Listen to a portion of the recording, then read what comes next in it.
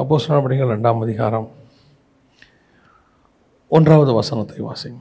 பெந்தகோஸ்தே என்னும் நாள் வந்தபோது அவர்கள் எல்லாரும் ஒருமனப்பட்டு ஓரிடத்துல வந்திருந்தார்கள். கண்களை மூடுவோம். நல்ல தகப்பனே, எங்கள் சர்வ வல்லமை உள்ள ஆண்டவரே, தர்மையான நேரத்திற்காக எமக்கு ஸ்தோத்திரம். கிருபை உள்ள கரத்தில் எங்களை தாழ்த்துகிறோம் ஆண்டவரே. மகிமையின் தேவன் இம்மட்டும் எங்களை நடத்தி கொண்டு வருகிற தயவுக்காக உமக்கு நன்றி அப்பா. தேவனாகிய கர்த்தர் எங்களுக்கு தந்திருக்கிற நல்ல சந்தர்ப்பங்களுக்காக, வேத வார்த்தைகளுக்காக, வசனத்துக்காக உமக்கு நன்றி ஆண்டவரே. கிருபை உள்ள கரத்தில் எங்களை தாழ்த்துகிறோம். இப்பொழுதும் நீர் எங்களோடு கூட பேசுவீராக, இடைபடுவீராக. எங்கள் ஆண்டவர் இயேசுவின் நாமத்தில் பிதாவே, அல்லேலூயா. நாம் இந்த வசனத்திலிருந்து ஒரு சில காரியங்கள் தியானிக்க போகிறோம். அப்போஸ்தலர் நடபடிகள் 2ஆம் அதிகாரம் 1வது வசனம். பெந்தகோஸ்தே என்னும் நாள் வந்தபோது அவர்கள் எல்லாரும் ஒருமனப்பட்டு ஓரிடத்துல வந்திருந்தார்கள். இன்றைக்கி என்ன நம்ம பார்க்க போகிறோம் அப்படின்னா, இந்த எழுப்புதல் அப்படின்னு சொல்லக்கூடியதான சில காரியங்கள் பரவலாக பேசப்பட்டு கொண்டே இருக்கிறது. ஒரு சிலர் எழுப்புதல் இல்லை அப்படின்னு சொல்கிறாங்க, ரிவைவல் அப்படின்னு இல்லைன்றாங்க. ஒரு சிலர் எழுப்புதல் இருக்குது அப்படிங்கிறாங்க. ஒரு சிலர் எழுப்புதலுங்கிற வார்த்தையே வேதாகமத்தில் இல்லைங்கிறாங்க. யாத்திராகமத்தின் புஸ்தகத்தில் அப்படி ஒரு வார்த்தை இருக்குதுன்னு சொல்கிறாங்க. எப்படியோ இந்த எழுப்புதல் என்பது என்ன? முதல்ல எழுப்புதல்னால் என்ன அப்படின்னா, ஒரு பெரிய கூட்டம் தேவனை விட்டு தூரம் போய் கொண்டு இருக்கும் பொழுது, அல்லது ஜனங்கள் இருளில் இருக்கும் பொழுது ஒரு பெரிய கூட்டம் தேவன் பக்கமாக திரும்புவது. அதாவது வெறும் க்ரௌட் அல்ல, வெறும் க்ரௌடை பற்றி ஆண்டவர் பேசலை. அப்படி பார்த்தா இயேசு கிறிஸ்துக்கிட்ட 5000 பேர் அப்பயே வந்துட்டாங்க. க்ரௌட் அல்ல, ஸ்பிரிச்சுவலி, ஆவிக்குரிய விதத்தில். இன்றைக்கி என்னென்னா, ரிவைவல் அப்படின்னா கூட்டம் அப்படின்ற மாதிரி ஒரு எண்ணம் வந்துருச்சு. அதை தான் நிறைய பேர் ரிவைவல்னு நினைக்கிறாங்க. ஆனால் உண்மையிலேயே எழுப்புதல்னால் என்ன அப்படின்னா, ஸ்பிரிச்சுவலி உங்களுக்குள்ள ஒரு எழுப்புதல் வரணும். படுத்திருக்கிற செத்திருக்கிறதான உங்களுடைய ஆத்மாவானது உயிர்ப்பிக்கப்பட வேண்டும், அல்லது படுத்திருக்கிறதான ஒரு சபையானது மீண்டும் எழும்ப வேண்டும். இப்போ இயேசு கிறிஸ்து வர்றதுக்கு முன்னாடி 400 வருஷம் இருண்ட காலம்னு நம்ம சொல்கிறோம். ஒரு உதாரணத்துக்கு சொன்னால் மல்கியாலேருந்து மத்திய வரைக்கும். என்ன காரணம்னா, கர்த்தருடைய வார்த்தை இல்லை, அப்புறம் கர்த்தருடைய ஒரு வெளிப்பாடு இல்லை, ஊழியக்காரங்க தீர்க்கதரிசிகள் மூலமாக கர்த்தர் திருவுளம் பற்றலை. அப்படி இருக்கும்போது இருளில் இருக்கிற ஜனங்கள் பெரிய வெளிச்சத்தை கண்டார்கள். இயேசு கிறிஸ்து உள்ள நுழைகிறார். அவர் நுழைஞ்சு ஒரு 20-30 வருஷத்துக்குள்ளே மிகப்பெரியதான ஒரு பெரிய மாற்றம் வருது. எருசலேமில் போய் அவங்க தங்கியிருக்க சொல்கிறாரு. அந்த வசனம் நம்ம வாசித்தோம். ஒரு எழுப்புதல் வருது. ஆனால் இந்த எழுப்புதல்னு சொல்லக்கூடிய இந்த காரியம் ஏன் இயேசு இருக்கும்போது வரல? எழுப்புதல் இயேசு இருக்கும்போதே வந்திருக்கணும். பெரிய லெவலில் என்ன செஞ்சுருக்கணும்? வந்திருக்கணும். ஆனால் இயேசு இருக்கும்போது ஏன் வரல? சிலர் என்ன சொல்கிறாங்கன்னா, பரிசுத்த ஆவியானவர் ஊற்றப்பட்ட பிறகு தான் என்ன வரும்? எழுப்புதல் வரும் அப்படின்னு பார்க்குறோம். ஆனால் இயேசு கிறிஸ்துவின்கிட்ட பரிசுத்த ஆவியானவர் தான் உண்டானார். பரிசுத்த ஆவியானவரால் தான் இயேசு கிறிஸ்துவே உண்டாயிருக்கிறாரு. பரிசுத்த ஆவியானவர் இயேசுவின் மேல் இறங்கினார்னு நம்ம வாசிக்கிறோம். இந்த எழுப்புதல் அப்படிங்கிற ஒரு விஷயம் ஏன் அந்த காலகட்டத்தில், கிட்டத்தட்ட ஒரு 3.5 வருஷம்னு வச்சுக்கோங்களேன், அப்போ வராமல் இயேசு கிறிஸ்து சொல்கிறாரு, நீங்கள் போய் எருசலேமிலே தங்கி இருங்கள், பரிசுத்த ஆவி உங்களிடத்தில் வருகிற வரைக்கும் எருசலேமிலே தங்கி இருங்கள், அப்பொழுது நீங்கள் பூமி அனைத்துக்கும் சாட்சிகளாக இருப்பீர்கள் அப்படின்னு. அப்போ இந்த எழுப்புதலுக்கும் இவங்க தங்கி இருக்கிற ஒரு விஷயத்துக்கும் ஏதோ கொஞ்சம் சம்மந்தம் இருக்குது. பரிசுத்த ஆவி இவங்ககிட்ட வரத்துக்கும். பரிசுத்த ஆவியானவர் வந்தால் தான் ரிவைவல், அதில் எந்த மாற்று கருத்துமே இல்லை. ஏன்னா யோவேல் புஸ்தகம் தெளிவாக சொல்லுது, மாம்சமான யாவர் மேலும் என் ஆவியை ஊற்றுவேன். பரிசுத்த ஆவியானவர் இல்லாமல் ரிவைவல் இல்லை. ஆனால் பரிசுத்த ஆவியானவர் வந்தும் ரிவைவல் வராமல் இருக்கும். இப்போ மார்ட்டின் லூத்தருடைய காலத்திலிருந்து 1512 அந்த காலகட்டம்னு வச்சுக்கோங்களேன். அந்த காலகட்டத்திலிருந்து பெந்தகோஸ்தே ரிவைவல்னு நம்ம சொல்லக்கூடிய 1906 அசுசா ஸ்ட்ரீட், இந்த இடைப்பட்ட 400 வருஷம் ரிவைவலே கிடையாது. அப்படியே கொஞ்சம் கொஞ்சமாக அப்படியே இருண்ட காலம் மாதிரி ஆகிப்போச்சு. திடீர்னு 1906 ஒரு ரிவைவல் வருது. ஒரு உலகம் அனைக்கும் அப்போஸ்தலிக் ஃபெய்த்லேருந்து ஆரம்பிக்குது. உலகம் அனைத்தும் போகுது. இப்போ இருக்க சபைகள் 120 வருஷமாக அந்த ரிவைவலில் வந்தது தான் இது எல்லாமே. ஸோ அப்படி இருக்கும்போது பரிசுத்த ஆவி இருந்தும் இருண்ட காலம் இருக்கிறது. பரிசுத்த ஆவி இருந்தும் அவங்களுக்கு என்ன இல்லை? ஒரு ரிவைவல் வராமல் இருக்குது. இப்போ பாருங்கள், சாமுவேல் புஸ்தகத்தில் நம்ம வாசிக்கிறோம் இல்லையா, அக்காலத்திலே கர்த்தருடைய வார்த்தை அபூர்வமாக இருந்தது, பிரதட்சணமான தரிசனம் இல்லை, இதெல்லாம் இருக்குது. அப்போது பரிசுத்த ஆவியாக ஒன்று இருக்கணும். ரிவைவலுக்கு அவர் தான் மெயின் ஃபஸ்ட், அதில் எந்த மாற்று கருத்தும் இல்லை. அவர் இருந்தாலும் வேறு சில குவாலிட்டிஸும் தேவைப்படுது ரிவைவலுக்கு. புரியுதா? இப்போ இயேசு கிறிஸ்துவோடு கூட 12 சீஷர்கள் இருந்தாங்க. இயேசு பரிசுத்த ஆவியில் நிரம்பி இருந்தார், பரிசுத்த ஆவியிலேயே உண்டாகி இருந்தார். ஆனால் அப்போ என்ன வரல, அங்கே ஒரு ரிவைவல் வராமல் இருந்தது. அப்போ ஏன் அந்த ரிவைவல் வரல அப்படின்னு சொல்லி பார்த்தபோது, மிக முக்கியமாக அந்த இடத்துல சொல்லப்படுகிற இன்னொரு மிக முக்கியமான விஷயம், எழுப்புதலுக்கு தேவையான மிக முக்கியமான இன்னொரு விஷயம் என்ன அப்படின்னா, அந்த 2ஆம் அதிகாரம் 1ஆம் வசனம் நீங்கள் வாசிங்க இல்லையா, பெந்தகோஸ்தை என்னும் நாள் வந்தபோது அவர்கள் எல்லோரும் ஒருமனப்பட்டு, இந்த ஒரு மனம் அப்படிங்கிற ஒரு விஷயம் வந்தால்தான் எதையுமே கர்த்தர் பூமியில் செய்ய முடியும். புரியுதா? 2 பேர் 3 பேர் நாமத்தினாலே கூடினால் அங்கே வருவேன். ஒரு காரியத்தை குறித்து இருவர் பூமியிலே ஒருமனப்பட்டிருந்தால் பரலோகத்தில் இருக்கிற பிதாவினால் அது ஆகும். அந்த ஒரு மனம், ஒன்னஸ் என்பது ரொம்ப இம்பார்ட்டன்ட். கர்த்தர் எக்ஸ்பெக்ட் பண்ணுறார் 2 பேர் சேர்ந்து ஜெபிக்கணும். அதில் ஒன்று நமக்கு இருக்கிறது பரிசுத்த ஆவியானவர். அவர் வாக்கு கடங்காத பெருமூச்சுகளோடு விண்ணப்பங்களை ஏறெடுக்கிறவர். அந்த பரிசுத்த ஆவியானவரோடு சேர்ந்து ஜெபிக்கிற இடத்துக்கு நீங்கள் நானும் வரணும், ஒரு மனம் வரணும். நம்மள மாதிரியே ஒரு குரூப் வரணும். பரிசுத்த ஆவியானவர் என்ன விண்ணப்பத்தை பிதாவாகிய தேவன் வச்சு நம்மகிட்ட ஏறெடுக்கணும்னு நினைக்கிறாரோ அதை பரிசுத்த ஆவியானவர் ஏறெடுப்பார். நாம் அத்தனை பேருமே அந்த விண்ணப்பத்துக்கு ஒத்துருக்கிறவங்களா இருக்கணும். அப்போ தான் என்ன வரும், ரிவைவல் வரும். இப்போ நீங்கள் ப்ரேயருக்கு வந்திருக்கிறீங்க, இப்போ இங்கேருந்து ஒரு ஜப குறிப்பு சொல்கிறோம். இந்த ஜப குறிப்பை எத்தனை பேர் ஒன்னஸோட ஜெபம் பண்ணீங்க? ஒரு மனதமாக எத்தனை பேர் ஜெபம் பண்ணோம்? அந்த ஜப குறிப்புக்கு வாய் ஜெபம் பண்ணிக்கிட்டு இருக்கோம், இருதயம் வேற எங்கேயோ இருக்கும். ஆண்டவர் சொல்றார், அவர்களே என் வாயினால் கனம் பண்ணுகிறார்கள், இருதயமோ தூரமாக இருக்கிறது. நல்ல ஜெபம் பண்ணுவோம், அதெல்லாம் எந்த மாற்று கருத்தும் இல்லை. அதாவது தமிழ்நாட்டில் ப்ரேயருக்கு குறைச்சல் கிடையாது, ப்ரேயருக்கு குறைச்சலே கிடையாது. இங்கே ஆல் நைட் ப்ரேயர் இருக்குது, இங்கே ஃபாஸ்டிங் ப்ரேயர் இருக்குது, பெண்கள் ஜெபம் இருக்குது, ஆண்கள் ஜெபம் இருக்குது, அப்புறம் அமாவாசை ஜெபம், பௌர்ணமி ஜெபம், எல்லா ஜெபமும் இருக்குது. உங்களுக்கு என்னென்ன நாள் இருக்குதோ எல்லா நாள்லையும் என்ன இருக்குது, ஜெபம் இருக்குது. அதில் ஜெபத்துக்கு இங்கே குறைச்சல் கிடையாது. ஆனால் ஜெபம் எப்படி பண்ணப்படுகிறது அதுதான் கேள்வி. ஒரு மனதோடு கூட இருந்து பண்ணுறோமா? இன்னைக்கு நிறைய பேர் எங்கிட்ட சொல்லுவாங்க, அண்ணா இப்படி ஜெபம் பண்ணலாம், அண்ணா அங்கே ஜெபம் பண்ணலாம். ஜெபம் பண்ணலாம், பிரச்சனை கிடையாது. ஆனால் ஜெபிக்க வருகிறவர்கள் அத்தனை பேரும் எப்படிப்பட்டவர்களாக இருக்கிறாங்கன்றது தான் கேள்வி. 50,000 பேர் கூடி நாங்கள் ஜெபம் பண்ணுறோம், 50,000 பேரும் ஒரு மனமாக இருந்தானா? 5 பேர் கூடி ஜெபம் பண்ணுறோம், 5 பேரும் ஒரு மனமாக இருக்கானா? 50,000 பேரால் செய்ய முடியாததை இந்த 5 பேர் செஞ்சுருவாங்க. கர்த்தரால் அந்த 5 பேரை வச்சு செய்ய முடியும். அங்கே மிக முக்கியமாக தேவையானது என்ன அப்படின்னு கேட்டிங்கன்னா ஒரு மனம். இயேசு கிறிஸ்து சீஷரோடு இருக்கிற காலகட்டம் வரைக்கும் உருவாக்க முடியாத அல்லது அவர்களுக்குள் உருவாகாத ஒரு விஷயம் எதுன்னு கேட்டிங்கன்னா ஒரு மனம். இப்போ பார்த்தீங்கன்னா அவங்களுக்குள்ள என்ன வந்துருச்சு, ஒரு மனம் வந்துருச்சு. வாசிங்களேன், அப்போஸ்தலர் நடபடிகள் 1ஆம் அதிகாரம் 14வது வசனத்தை வாசிங்க. அங்கே இவர்கள் எல்லோரும் ஸ்திரீகளோடும் இயேசுவின் தாயாகிய மரியாளோடும் அவருடைய சகோதரரோடும் கூட ஒருமனப்பட்டு ஜெபத்திலும் வேண்டுதலிலும் தரித்திருந்தார்கள். இன்னும் யார் வரல? பரிசுத்த ஆவியானவர் இன்னும் ஊற்றப்படலை. பரிசுத்த ஆவியானவர் 2ஆம் அதிகாரத்தில் தான் ஊற்றப்பட்டார். 1ஆம் அதிகாரத்தில் பரிசுத்த ஆவியானவர் ஊற்றப்படலை. ஆனால் அவர்களுக்குள் தேவையான ஒரு மனம் இப்பொழுது வந்துவிட்டது.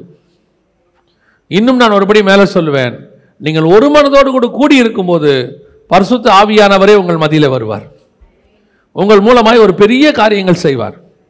இன்னைக்கு இந்த ஒரு மனம்ங்கிறது நம்ம என்ன நினைக்கிறோம், சபையில் ஒரு மனம் இல்லைங்க. சபையில ஒரு மனங்கிறது 2வது தான். சபையை ஏன் ஆண்டவர் குடும்பத்தோட கம்பேர் பண்றார் தெரியுமா? சபையும் இயேசு கிறிஸ்துவையும் கணவனுக்கும் மனைவிக்கும் ஏன் கம்பேர் பண்றாருன்னா, கணவனும் மனைவியும் வீட்டில் ஒரு மனம் இல்லாம சபை ஒரு மனமா இருக்காது. ஒரு மனம் இல்லாத கணவனும் மனைவியும் உட்காந்து ஜெபம் பண்றாங்க, எப்படி எழுப்புதல் வரும்?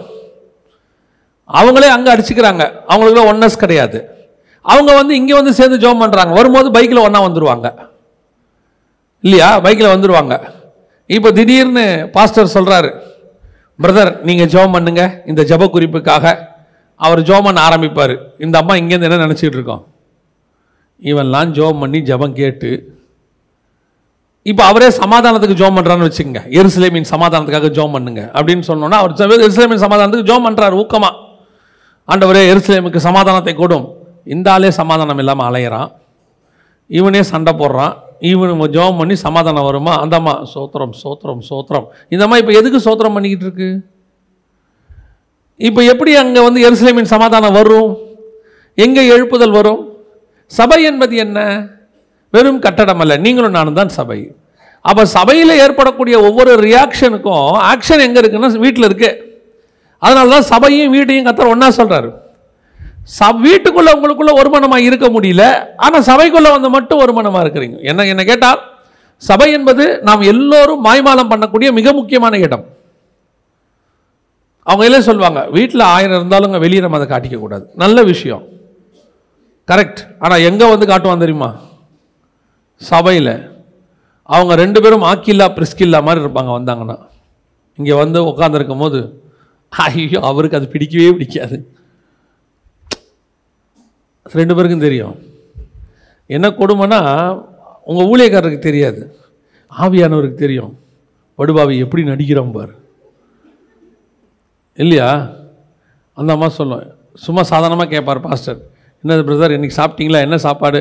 பாஸ்டர் அவருக்கு வெண்டைக்காய் பிடிக்காது பாருங்கள், அதனால் அதுதான் செஞ்சுட்டு வந்திருக்கோம். அவருக்கு என்ன பிடிக்காதோ அதை செய்யறதுல அந்த அம்மாவுக்கு அப்படி ஒரு அலாதி பிரியம், ஒரு மனம் இருக்காது. ஆனால் இங்கே வந்து உட்காந்துக்கிட்டு தேசத்துக்காக, உலகத்துக்காக, சமாதானத்துக்காக, எழுப்புதலுக்காக எப்படி வரும்? நல்லா கவனிச்சு பாருங்க. அவங்களுக்குள்ள ஒரு மனம் வந்த பிறகுதான் பரிசுத்த ஆவியானவர் ஊற்றப்படுறார். ஒரு மனம் வந்த பிறகுதான் ரிவைவல் வருது. இன்னைக்கு ஏன் நிறைய பேருடைய குடும்பம் ஆசீர்வதிக்கப்படலை, ஏன் நிறைய பேருடைய ஊழியம் எக்ஸ்பெக்ட் பண்ற அளவுக்கு போகலை? காரணம் என்ன? அவர்களுக்குள் ஒரு மனம் கிடையாது. சில நேரத்தில் ஆச்சரியமாக இருக்கும், ராங் டாக்டரின் பேசுகிற ஊழியக்காரன் இருக்கான்ல, தப்பான டாக்டரின் பேசுகிறவன், அவன் தப்பாக பேசுகிறாங்கிறது உலகத்துக்கே தெரியும், அந்த அம்மாவுக்கும் தெரியும். ஆனால் அவங்களுக்குள்ள இருக்கிற அந்த ஒரு மனதை பார்த்துருக்கீங்களா? அனனியா சபிரல் மாதிரி அப்படி ஒரு மனம். ஒருத்தர் சொல்கிறாரு, என்னை பார்க்க பிதாவாகிய தேவன் வந்தாருங்கிறார். மனைவி கூட வந்து சொல்கிறாங்க, ஆம் நானும் பார்த்தேன் பிதாவை. என்ன ஒரு மனம் பாருங்க. இதெல்லாம் அனனியா சப்பிரலை தாண்டினது. பிதாவாகிய தேவனை போயே பார்க்க முடியாதுன்னு இருக்குது. பிதாவாகிய தேவன் எங்கே வந்தார்? என்ன பார்க்க வந்தார்? என்ன பார்க்க வந்ததுக்கு இப்போ யார் அதுக்கு ஆத்தரைஸ்டு பண்ணுறது? ஒரு ராங் டாக்டரின் பேசுகிறவனுக்கு அவன் மனைவி எவ்வளோ ஆத்தரைசேஷன் பாருங்க. சத்தியம் பேசுகிறவனுக்கு கீழே உட்காந்துக்கிட்டு ஒரு பிசாசு மாதிரி உட்காந்துருக்கோம். இன்னைக்கு ஒரு மனம் என்பது எங்கே இருக்கிறது? இப்போ பாருங்க, அப்போஸ்தலர் நடபடிகள், இப்போ ஏதோ பரிசுத்த ஆவியானவர் ஊற்றப்பட்ட அன்னைக்கு மட்டும்தான் அவங்களுக்கு ஒரு மனம் வந்ததுன்னு அர்த்தம் இல்லை. 2ஆம் அதிகாரம் அப்போஸ்தலர் நடபடிகள் 46வது வசனத்தை வாசிங்கள். அவர்கள் ஒருமனப்பட்டவர்களாய் தேவ ஆலயத்திலே அனுதினமும் தரித்திருந்து வீடுகள் தோறும் அப்பம் பெற்று மகிழ்ச்சியோடும் கபடமில்லாத இருதயத்தோடும் போஜனம் பண்ணி. அவ பாருங்க, ஒரு மனம்ங்கிறது ஏதோ ஒரு நாளைக்கு வர்றதில்லை. அவர் ஒருமனப்பட்டவர்களாய் தரித்திருந்து, அதுக்கப்புறம் அவன் அப்படியே தான் இருக்கான், எல்லாத்துலேயும் ஒன்னஸ். அப்போ ரிவைவலுக்கு காரணம் என்ன? ஒரு எழுப்புதல் அன்னைக்கு வந்துச்சு. காரணம் என்ன? ஏதோ ஒரு மனம் என்பது ஒரு நாள் அக்கேஷனுக்கு வரக்கூடியதான ஏதோ ஒன்றும் இல்லை. சிலர் பார்த்தீங்கன்னா ஒரு நாள் நல்லா இருப்பாங்க, ஒரு நாள் நல்லா இருப்பாங்க, அதுக்கப்புறம் திருப்பி பிரச்சனை வரும். திருப்பி ஒரு 15 நாள் கழிச்சு ஒரு மனப்படுவாங்க, அப்புறம் ஒரு 2 வாரம் பிரச்சனை போவோம், அப்புறம் ஒரு வாரம் நல்லா இருப்பாங்க. அப்போ அவங்களுக்குள்ள என்ன வராது? அவங்களை கொண்டு கர்த்தர் பெரிய காரியங்களை செய்ய முடியாது. ஏதோ வாழ்க்கை ஓடும், அப்படி ஓடும். ஆனால் ஒருமனப்பட்டவர்களாய் தரித்திருந்து, அதான் ரொம்ப இம்பார்ட்டன்ட். ஒருமனப்பட்டவர்களாய் தரித்திருந்து அவங்க அதுக்கப்புறம் ஒரு மனதோடைய வாழ்க்கை ஆட ஆரம்பிச்சிட்டாங்க. இந்த ஒன்னஸ் தான் இன்னைக்கு கடைசி காலத்தில் கர்த்தர் எதிர்பார்க்கிற மிக முக்கியமான ஒரு சம்பவம். அது வீட்டுக்குள்ளேயும் இருக்கணும், வீட்டுக்குள்ளே இருந்தால் சபைக்குள்ளேயும் இருக்கும், சபைக்குள்ளே இருந்தால் தேசத்துக்குள்ளேயும் இருக்கும், தேசத்துக்குள்ளே இருந்தால் அதற்கு பேர் தான் எழுப்புதல். எல்லாருக்குள்ளேயும் ஒரு மனம் வந்துருச்சுன்னு வச்சுங்களேன், ரிவைவல் என்பது தானாய் வரும். அத்தனை பேருக்கும் ஒரு ஒன்னஸ். அது வீட்டில் ஆரம்பிக்கணும், சபையில் வெளிப்படணும். சபையில் வெளிப்படுறது தேசம் முழுக்கும் பரவும். இன்னைக்கு நமக்குள்ள அந்த ஒன்னஸ் இருக்குதா? இதுதான் ஆராய போகிறோம். இந்த ஒன்னஸ் இல்லாமல் இருப்பதுக்கு என்ன காரணம்? 3½ ஆண்டு காலம் இயேசு கிறிஸ்துவோடு கூட அவர்கள் இருந்திருக்கிறார்கள். அப்போ வராத ஒரு மனம் இயேசு கிறிஸ்து போன பிறகு என்ன செய்யுது? வருது. பல நேரங்களில் சில காரியத்திற்கு கர்த்தர் கொஞ்சம் விலகி நிற்கிற மாதிரி நின்னார்னா தான் நமக்கு அறிவு வரும். கர்த்தர் கூடவே இருக்கிற வரைக்கும் நமக்கு என்ன தெரியாது? அருமை தெரியாது. நீங்கள் நல்லா ஜெபம் பண்ணிக்கிட்டே இருப்பீங்க, அந்த தேவனுடைய பிரசன்னம் உங்களை மூடிட்டே இருக்கும். அந்த பிரசன்னம் இருக்கிற வரைக்கும் அந்த பிரசன்னத்தினுடைய மேன்மை உங்களுக்கு தெரியவே தெரியாது. ஒரு நாள் ஏதோ ஒரு பாவம் இடர்தல் ஜெபம் பண்ண முடியல, உங்களுக்குள்ள ஒரு வெறுமை ஒன்று வரும். அந்த வெறுமை தான் இந்த பிரசன்னத்தினுடைய மகிமையை உங்களுக்கு காட்டும். எவ்வளோ பிரசன்னத்தில் இருந்தோம், ஒரு மகிமை போச்சே, ஒரு வெறுமை தெரியும். நான் சொல்கிறது நல்லா ஸ்பிரிச்சுவலாக இருக்கிறவங்களுக்கு கண்டிப்பாக தெரியும். நீங்கள் நல்லா பைபிள் வாசிக்கிட்டு ஒரு வெளிப்பாடோடு இருங்க, திடீர்னு பைபிள் வாசிக்கும் போது ஒன்றுமே இல்லை, ஒரு வெளிப்பாடே இல்லை அப்படின்னா உங்களுக்குள்ள ஒரு வெறுமை ஒன்று வரும். அதாவது தேவன் கொஞ்சம் அந்த வெறுமையை கொடுக்கும்போது தான் இதனுடைய மேன்மை தெரியும். சார் எப்படி இருந்திருக்கு, நம்ம மிஸ் பண்ணிட்டோமே அப்படின்னு. நம்ம ஊரில் பழமொழி சாதாரணமாக சொல்லுவாங்க, நிழலின் நடுமை எங்கே தான் தெரியும், வெயிலில் தான் தெரியும். ஒரு மரத்தை வச்சிருக்கும் போது அதோடைய மேன்மை தெரியாது, வெட்டியாச்சு அப்படின்னு சொன்னால் வெயில் வரும்போது அந்த மரத்தோடைய மேன்மை எல்லாருக்கும் நல்லா தெரியும். இதே மாதிரி தான் இந்த ஒரு மனம் என்று சொல்லக்கூடியதான இந்த விஷயத்தை அவங்க எப்போ இயேசு இருக்கும்போது கற்றுக்கொள்ளவில்லை, இயேசு இல்லாத போது அவர்கள் கற்றுக்கொண்டார்கள். அவர் இயேசு எடுத்துக்கொள்ளப்பட்ட பிறகு அவர்களுக்குள் அந்த ஒரு மனம் தானாய் வருகிறது. இயேசு இருக்கும்போது ஏன் அவங்களுக்குள்ள ஒரு மனம் வரல, வராமல் போனதுக்கு என்ன காரணம், அதைத்தான் நாம் இன்னைக்கு பார்க்க போகிறோம். ஒரு சில காரியங்களை மாத்திரம் பார்க்க போகிறோம். முதலாவதாக அவர்களுக்குள் ஒரு மனம் வராமல் போனதுக்கு காரணம் என்ன? வாசியுங்கள். மத்தேயு எழுதின சுவிசேஷம் 19ஆம் அதிகாரம் 27வது வசனத்தை வாசி. அப்பொழுது பேதுரு அவரை நோக்கி, எல்லாவற்றையும் விட்டு உம்மை பின்பற்றினோமே, எங்களுக்கு என்ன கிடைக்கும் என்றான். இன்னைக்கு ரிவைவலுக்கு மிக முக்கியமாக தடையாக இருக்கக்கூடிய அல்லது ஒரு மனதுக்கு தடையாக இருக்கக்கூடிய மிக முக்கியமான காரணம் எது அப்படின்னு கேட்டீங்கன்னு சொன்னால், ஆண்டவர்கிட்ட ஒரு தேவையோடு கூட வருகிற கூட்டம். நான் சொல்கிறது, இயேசுகிட்ட வரும்போது கண்டிப்பாக நம்ம ஒரு தேவையோடு தான் வந்தோம். ஒருத்தருக்கு அந்த தேவை மாறுபடும். அந்த தேவை என்ன செய்யும்? மாறுபடும். ஒரு சிலருக்கு சமாதானம் இல்லை, சூசைட் பண்ணிக்க போனாங்க, கர்த்தர் சமாதானத்தை கொடுத்தாரு, வந்தாங்க. ஒரு சிலர் கடன் தொல்லை, கர்த்தர் அதை மாற்றினார், வந்தாங்க. ஒரு சிலருக்கு வியாதி சுகமாக்கினார், வந்தாங்க. ஸோ கர்த்தர்கிட்ட வர்றதுக்கு எல்லாருக்கும் என்ன இருக்குது? ஒரு காரணம் இருக்குது. ஆனால் வந்தாச்சு, எல்லாத்தையும் விட்டுட்டு வந்தாச்சு. வந்த பிறகு இவன் இயேசுவோடு கூட டிராவல் பண்ண ஆரம்பிச்சிட்டான். பேதுரு இயேசு கூடயே நடக்க ஆரம்பிச்சாச்சு. ஆனால் இவனுக்குள்ள ஒரு எண்ணம் இருந்துகிட்டே இருக்குது. என்ன எண்ணம் இருக்குது? எல்லாவற்றையும் விட்டு வந்தோமே, எங்களுக்கு அப்போ ஒரு தேவையோடு கூட கர்த்தரை பின்பற்றுகிற ஒரு கூட்டம். அதாவது ஆண்டவர் உன்னுடைய தேவை என்னவோ அதை கொடுத்து கூப்பிடுறாரு. இப்போ பேதுருக்கு மீன் அங்கே தேவை, கர்த்தர் கொடுத்து கூப்பிட்டாரு. ஆனால் அடுத்த வார்த்தை கர்த்தர் சொன்னார், அவைகளை விட்டு விடு, அதை விட்டுட்டு என் பின்னாடி வா. உன் தேவை என்னவோ அதை நான் தரேன், ஆனால் தேவைக்காக என்னை பின்பற்றாது. எல்லாவற்றையும் விட்டு நான் மட்டும் வேணும்னு என்னை பின்பற்றணும். அவனை கொண்டுதான் கர்த்தர் பெரிய காரியத்தை செய்ய முடியும். ஒரு ஆரம்பத்தில் வந்தது உண்மை, ஆனால் ஒவ்வொரு காலகட்டத்திலும் நம்ம தேவைகள் மாறிக்கிட்டே இருக்குது. ஃபர்ஸ்ட் 10 வருஷம் ஒரு பொருளாதார தேவை, அடுத்த 10 வருஷம் வாழ்க்கை செட்டில் ஆகணும், என் பொண்ணுக்கு ஒரு மாப்பிள்ளை பார்க்கணும், என் பையனுக்கு ஒரு வேலை கிடைக்கணும், வெளிநாட்டுக்கு போகணும், அதை போகணும், இதை போகணும். அடுத்த 10 வருஷம், பாஸ்டர் ஆண்டவர் எங்களை ஒரு குறையும் இல்லை, எங்கள் குடும்பத்திலேயே நாங்கள் மட்டும்தான் வாடகை வீட்டில் இருக்கிறோம், எப்படியாவது நாங்கள் ஒரு சொந்த வீடு கட்டிடணும். எங்கள் அக்கா தங்கச்சிங்கெல்லாம் என்னை ஏளனமாக பார்க்குறாங்க எல்லாரும். இப்படி ஒரு 10 வருஷத்துக்கு ஒரு தடவை ஒரு விண்ணப்பம் என்ன இருக்குது, இருந்துகிட்டே இருக்குது. அடுத்து எப்படியாவது ஒரு பேரப்பிள்ளையை பார்த்துடணும் பாஸ்டர், என் பிள்ளைக்கு இப்போ கல்யாணம் ஆயிடுச்சு, குழந்தை பிறக்கலை, அந்த பேரப்பிள்ளையை மடியில் வச்சு பார்க்க வேண்டாமா, கர்த்தர் எனக்கு அதான். அப்புறம் அடுத்த 10 வருஷம் பாஸ்டர் எப்படியாவது நல்லபடியாக உங்கள் கையால் எனக்கு ஒரு அடக்காராதனை பண்ணிடணும். அப்படின்னா என்ன அர்த்தம்னா, அந்த அம்மா சாகிற வரைக்கும் இவர் வருகையில் கூட போகக்கூடாது, இருந்து அந்த அம்மாவை அனுப்பிட்டு தான் என்ன செய்யணும், போகணும். ஏதாவது ஒரு தேவை இருந்துக்கிட்டே என்ன செய்யுது இருக்கு. 10 வருஷத்துக்கு ஒரு தடவை அது ஊழியக்காரனுக்கு மாறும், விசுவாசிக்கு மாறும். ஒவ்வொரு ஊழியக்காரனுக்கும் 10 வருஷத்துக்கு ஒரு தேவை மாறுது. ஒவ்வொரு விசுவாசிக்கும் 10 வருஷத்துக்கு ஒரு தேவை மாறுது. அப்போ கர்த்தரை நான் பின்பற்றுகிற போது ஏதோ ஒரு பெட்டிஷனை கையில் வச்சுக்கிட்டே தான் போகிறேன். நல்லா கவனிச்சு பார்த்தீங்களா? ஏதாவது ஒரு ஆள் கோட்டை வாசலில் நிற்கிறான்னா அவன் கையில் என்ன இருக்கும்? மேக்சிமம் பெட்டிஷன் தான் இருக்கும். ஒரு சிலர் மட்டும்தான் எப்படியாவது ஒரு முகத்தை பார்க்கணும் நிற்கிறவன் இருப்பான். முதலமைச்சரையோ அல்லது சினிமா நடிகனையோ பார்க்க நிற்கிறவங்கள ஒரு குரூப்பு முகத்தை மட்டும் பார்த்தான் நிற்கிற ஒரு குரூப் இருக்கு. ஒரு குரூப்பு தேவையோடு கூட நிற்கும். ஆண்டவர்கிட்ட பேதுரு இத்தனை வருஷம் ஃபாலோ பண்ணிட்டாரு. ஃபாலோ பண்ணிட்டு வரும்போது இத்தனைக்கும் இயேசு எருசலேமுக்கு சமீபமாக போயிட்டார். அடுத்து அவர் உள்ள எருசலேமுக்குள்ள பாட அனுபவிக்க போகணும். அப்ப கேட்கிறான் இயேசுவை பார்த்து, எல்லாவற்றையும் விட்டு பின்பற்றினோமே, எங்களுக்கு என்ன கிடைக்கும்? இந்த என்ன கிடைக்கும்னு கேட்கிறவனை வச்சு எதுவுமே செய்ய முடியாது. ஆண்டவர்கிட்ட தேவையோடு கூட நிறைய பேர்கிட்ட இன்னைக்கு என்ன ஒரு நோக்கம் இருக்குன்னா, ஆண்டவரை நான் ஒரு வேலை பார்த்துக்கிட்டு இருந்தேன், ஊழியத்துக்கு வரவங்க வேலை பார்த்துக்கிட்டு இருந்தேன், அந்த வேலையை விட்டுட்டு ஆண்டவர் என்ன ஊழியத்துக்கு வர சொன்னார். கரெக்ட். இவங்களும் தியாகத்தோட என்ன செஞ்சிடறாங்க, ஊழியத்துக்கு வந்துடுறாங்க. வந்துட்டு இப்போ என்ன பண்றாங்க, அங்க எதை நான் வேலை பார்த்துருந்தா என்ன கிடைச்சிருக்குமோ அது எனக்கு எங்க வேணும், இங்க வேணும். அப்படின்னா இவங்க என்ன பண்ணியிருக்கிறாங்கன்னா ஆல்டர்னேட் வேலை மாற்றி இருக்கிறாங்க, ஆல்டர்னேட் ஊழியம் மாற்றி இருக்கிறாங்க.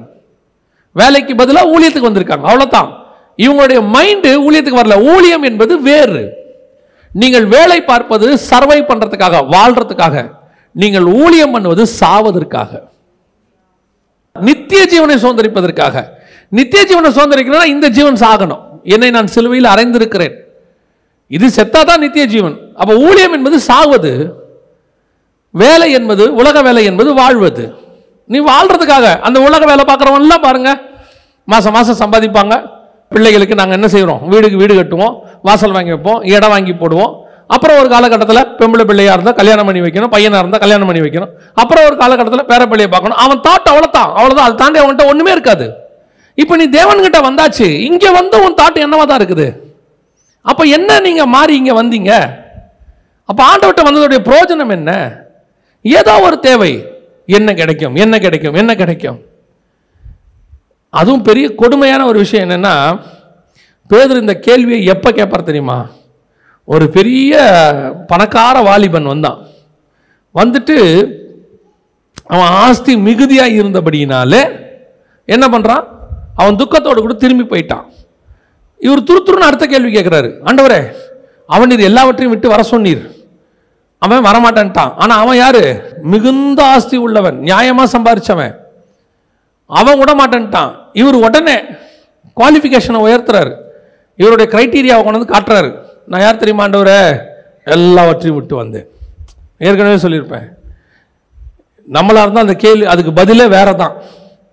பேதுரு இப்படி சொன்ன உடனே நம்ம ரிப்ளை என்னவா இருக்கும் தெரியுமா? சரி பேதுரு, என்ன விட்ட சொல்லுப்பா, ஒரு லிஸ்ட் போடுவோம். நீ விட்டது என்ன? ஆண்டவரே நான் போட்டை விட்டேன். என்ன போட்டு? என்ன போட்டு? முழுவதும் பிரயாசப்பட்டாலும் ஒரு மீனும் கிடைக்காத ஒரு போட்டு. ஆண்டவரே வலைய விட்டேன். என்ன வலைய விட்ட? மருந்துக்கு கூட ஒரு மீன் கிடைக்காது. இல்லை, 2 போட்டு நிறைய மீன் கிடைச்சது. அது உனக்கு மீன் பிடிக்க தெரியாமல் நீ பண்ணது, நான் சொன்னதுனால உனக்கு கிடைச்சது. அதுவும் நீ பிடிச்சது இல்லை, நான் சொன்னதுனால அது கிடைச்சது. நீ என்ன பிடிச்ச? ஒன்றும் பிடிக்கல. இப்போ என்ன விட்ட? நம்மளா தான் என்ன செய்வோம், இப்படி ஒரு கேள்வி கேட்போம். கர்த்தர் அவர் ஆண்டவர், நம்ம மனுஷன், அதான் டிஃபரன்ஸ். அவர் பெருந்தன்மையாக சொல்கிறார், பரவாயில்லப்பா, மறுஜன்ம காலத்தில் நியாயம் இருக்கிறவனாக இருப்பாய், அதெல்லாம் சொல்கிறார். இப்போ நமக்கு உள்ள இந்த ஒரு எண்ணம் இருந்துகிட்டே இருக்கு. ஆண்டவருக்காக விட்டுட்டு வந்தோம், ஆண்டவருக்காக விட்டுட்டு வந்தோம். என்ன விட்டோம் சொல்லுங்களேன்? ஆண்டவருக்காக நம்ம என்னதான் விட்டோம்? பல நேரங்களில் சில பரிசுத்தவான்கள், பவுல் எடுத்துக்கோங்களேன், அவர் சொல்றாரு எல்லாவற்றையும் நஷ்டமும் குப்பையும் என்று விட்டேன். அப்படின்னா அதில் ஒரு நியாயம் இருக்கு. லாபமான அனைத்தையும் பேதுரு விட்டது நஷ்டமானது, பவுல் விட்டது லாபமானது. லாபமான என்ன? என் வாழ்க்கைக்கு அது லாபம், ஆனால் ஸ்பிரிச்சுவாலிட்டிக்கு அது நஷ்டம். பேதுரு எல்லாவற்றையும் விட்டேன்னு சொன்னது எது தெரியுமா? ஸ்பிரிச்சுவாலிட்டிக்கு லாபம் இல்லை, வாழ்க்கைக்கு லாபம். இன்னைக்கு நாம என்ன செய்யறோம்? ஏதாவது ஒன்று வாழ்க்கையில் ஏதாவது ஒன்று விட்டுருக்குறோம். கண்டிப்பாக யாரும் இங்கே உங்களுடைய தியாகத்தை கர்த்தர் கனவீனப்படுத்தலை. ஆனால் அதையே கட்சி வரைக்கும் யாராவது ஒருத்தர் உங்களை அடிச்சிருப்பாங்க 20 வருஷத்துக்கு முன்னாடி. எப்போ நீங்கள் ஊழியத்துக்கு வர்றதுனாலையோ ஆண்டவர் ஏற்றுக்கொண்டதுனாலையோ என்ன செஞ்சுருப்பாங்க? அடிச்சிருப்பாங்க. 20 வருஷம் கழிச்சும் ஒரு கூட்டம் என்னை சூழ்ந்து கொண்டு அடித்தது, நான் தாக்கப்பட்டேன். எப்படி இருக்கும் பாருங்களேன். ஆண்டவர் என்ன தெரியுமா சொல்லுவார்? நீ தாக்கப்பட்டது உண்மைதான், நான் இல்லைன்னே சொல்லலை. போராடலாம் சொன்னால் எப்பட்றா? இல்லையா? பவுல் பட்டணந்தோறும் அடிக்கப்பட்டார், அதையே ஒரு தடவை தான் சொல்லியிருக்கிறார். பட்டணந்தோறும் அவர் என்ன பண்ணியிருக்கணும்? 13 புக்கு எழுதியிருக்கிறார். 13 புக்லேயும் அவர் என்ன எழுதியிருக்கணும்? பட்டணந்தோறும் அடிக்கப்பட்டேன். கலாத்தியரே உங்களுக்கு தெரியுமா, நான் பட்டணம் தூரம் அடிக்கப்பட்டேன். கொரிந்தியரே உங்களுக்கு தெரியுமா, நான் பட்டணம் தூரம் அடிக்கப்பட்டேன். கொரிந்தியரே நான் 2வது முறை உங்களுக்கு எழுதுகிறேன், பட்டணம் முழுவதும் அடிக்கப்பட்டேன். எபேசியர் உங்களுக்கு தெரியுமா, நான் பட்டணம். இப்படி இதுதான் எல்லா இடத்துக்கும் போகிறதுக்கு சொல்கிறது. ஒரே ஒரு இடத்துல சொல்கிறாரு, நான் பட்டணம் தூரம் அடிக்கப்பட்டேன், அதோட முடிச்சுட்டாரு. அவ்வளோதான். ஒன்று நல்லா தெரிஞ்சுக்கொள்ளுங்க, நாம் விட்டதை நாம் சொல்லக்கூடாது, பரலோகம் சொல்லணும். அதுதான் ஆசீர்வாதம். யோபு விட்டதை யார் சொல்லக்கூடாது? யோபுவே சொல்லக்கூடாது, தேவன் சொல்லணும். உண்மையும் உத்தமும் சன்மார்க்கம் உள்ளவன் அவன் தான் சொல்லணும். இன்னைக்கு ஒரு கூட்டம் என்ன கிடைக்கும் ஆண்டவரே, என்ன கிடைக்கும் ஆண்டவரே, இது இப்படி இப்போ இது எப்படி மாறி எப்படி ஆயிடுச்சு தெரியுமா? இவன் என்ன கிடைக்கும் கேட்டது போக நீயும் கேளு, கர்த்தர் உனக்கும் தருவார். இப்போ ஒரு குரூப்பே என்ன ஆயிடுச்சு, ஆண்டவரே எனக்கு என்ன கிடைக்கும், ஆண்டவர் என்ன கொடுப்பீங்க. இவர்கள் அத்தனை பேரும் இந்த பூமியை சுதந்திரிப்பதற்காக பிரயாசப்படுகிறவர்கள். இதுவே பேதுரு பவுல் கேட்டிருந்தா எப்படி இருந்திருக்கும்? ஆண்டவரே நான் லாபமான அனைத்தையும் நஷ்டம் என்று விட்டேன், எல்லாம் முடிச்சிட்டேன். இப்போ நியாயமாக ஆண்டவர் கேட்கணும், பவுல் உனக்கு என்ன வேணும், நீ எனக்காக இவ்வளோ பெரிய காரியம் செஞ்சுட்ட, உனக்கு என்ன வேணும்? பவுல் என்ன தெரியுமா சொல்லியிருப்பாரு? அவர் அதுதான் சொல்கிறார் பைபிளில். என்ன தெரியுமா சொல்கிறாரு? நான் தேகத்தை விட்டு பிரிந்து தேவனோடு இருக்கிறதை விரும்புகிறேன், என்னை விட்டுருங்கடா, நான் அங்கே போயிடுறேங்கிறாரு. இதுதான் நீ தேவனிடத்தில் கேட்க வேண்டியது, எனக்கு என்ன கிடைக்கும்னு சொல்லி. உன்னோட தேவை அனைத்தும் பரலோகத்துக்குரியதாக இருக்கணும். பூமிக்குரிய தேவனுக்கு என்ன விட்டுட்டு திருப்பி பூமிக்குரிய தேடினீங்கன்னா என்ன பிரயோஜனம்? அதில் என்ன பிரயோஜனம் இருக்கு சொல்லுங்க? இங்கே விட்டுட்டு அங்கே தேடுறோம். அதுவும் எப்படி தேடுறோம்? வட்டியும் முதலமா தேடுறோம். கர்த்தருக்காக நான் அன்னைக்கு வீட்டை விட்டு பைபிளோட வெளியே வந்தேன். பின்ன சொத்து எழுதி கொடுத்தா அனுப்புவான். யோசித்து பாருங்க. நீ அன்னைக்கு உன் சொத்தெல்லாம் கொடுக்க வேண்டியது கொடுக்காம உங்களை ஏமாற்றி என்ன செஞ்சிட்டாங்க? அனுப்பி விட்டுட்டாங்க. இயேசுவை ஏற்றுக்கொண்டதுனால நீங்கள் தனிமைப்படுத்தப்பட்டீர்கள், உண்மை. அதற்காக உங்களுக்கு திருப்பி சொத்து கொடுக்கணும்னு என்ன இருக்கு? சொத்து ஏமாத்திட்டாங்க, அதனால சொத்து கொடுக்கணும்னு என்ன இருக்கு? என்ன கண்டிஷன்? நீ வந்தது நான் இழந்த சொத்தை வாங்குவதற்கு அல்ல, அது உலகத்தினுடைய நஷ்டம், அது எனக்கு தேவையில்லை. இதை காட்டிலும் மேலான ஆசீர்வாதம் ஒன்று எனக்கு வைத்திருக்கிறார், அதை சுதந்திரிக்கும்படி இதை நான் விடுகிறேன். இதுதான் உண்மையிலேயே தேவனை தேடுறதுக்கான காரணமா இருக்கணும். நம்ம வரும்போது எல்லாரும் கர்த்தர் கொடுக்கிறார், அதுல எந்த மாற்று கருத்தும் இல்லை. நீங்க போய் கேட்ட உடனே கர்த்தர் என்ன செய்யறாரு? தர்றாரு. நம்ம கேட்கிறோம், ஆண்டவரே என்னை ஏமாத்திட்டாங்க, எனக்கு எப்படியாவது ஒரு வீடு கொடுங்க, கொடுத்துருவாரு. ஏன்னு சொல்ல நல்லா தெரிஞ்சுக்கொள்ளுங்க, என் நாமத்தினாலே நீங்கள் எவை கேட்பீர்களோ அவைகள் உங்களுக்கு. இளையகுமாரன் போய் தன் தகப்பங்கிட்ட கேட்குறான் இல்லையா, என் சொத்தை பிரித்து கொடுங்க, நான் போகிறேன். தகப்பன் கொடுத்தாரா இல்லையா? கொடுத்தாரு. தகப்பன் அந்த இடத்துல சொன்னாரா?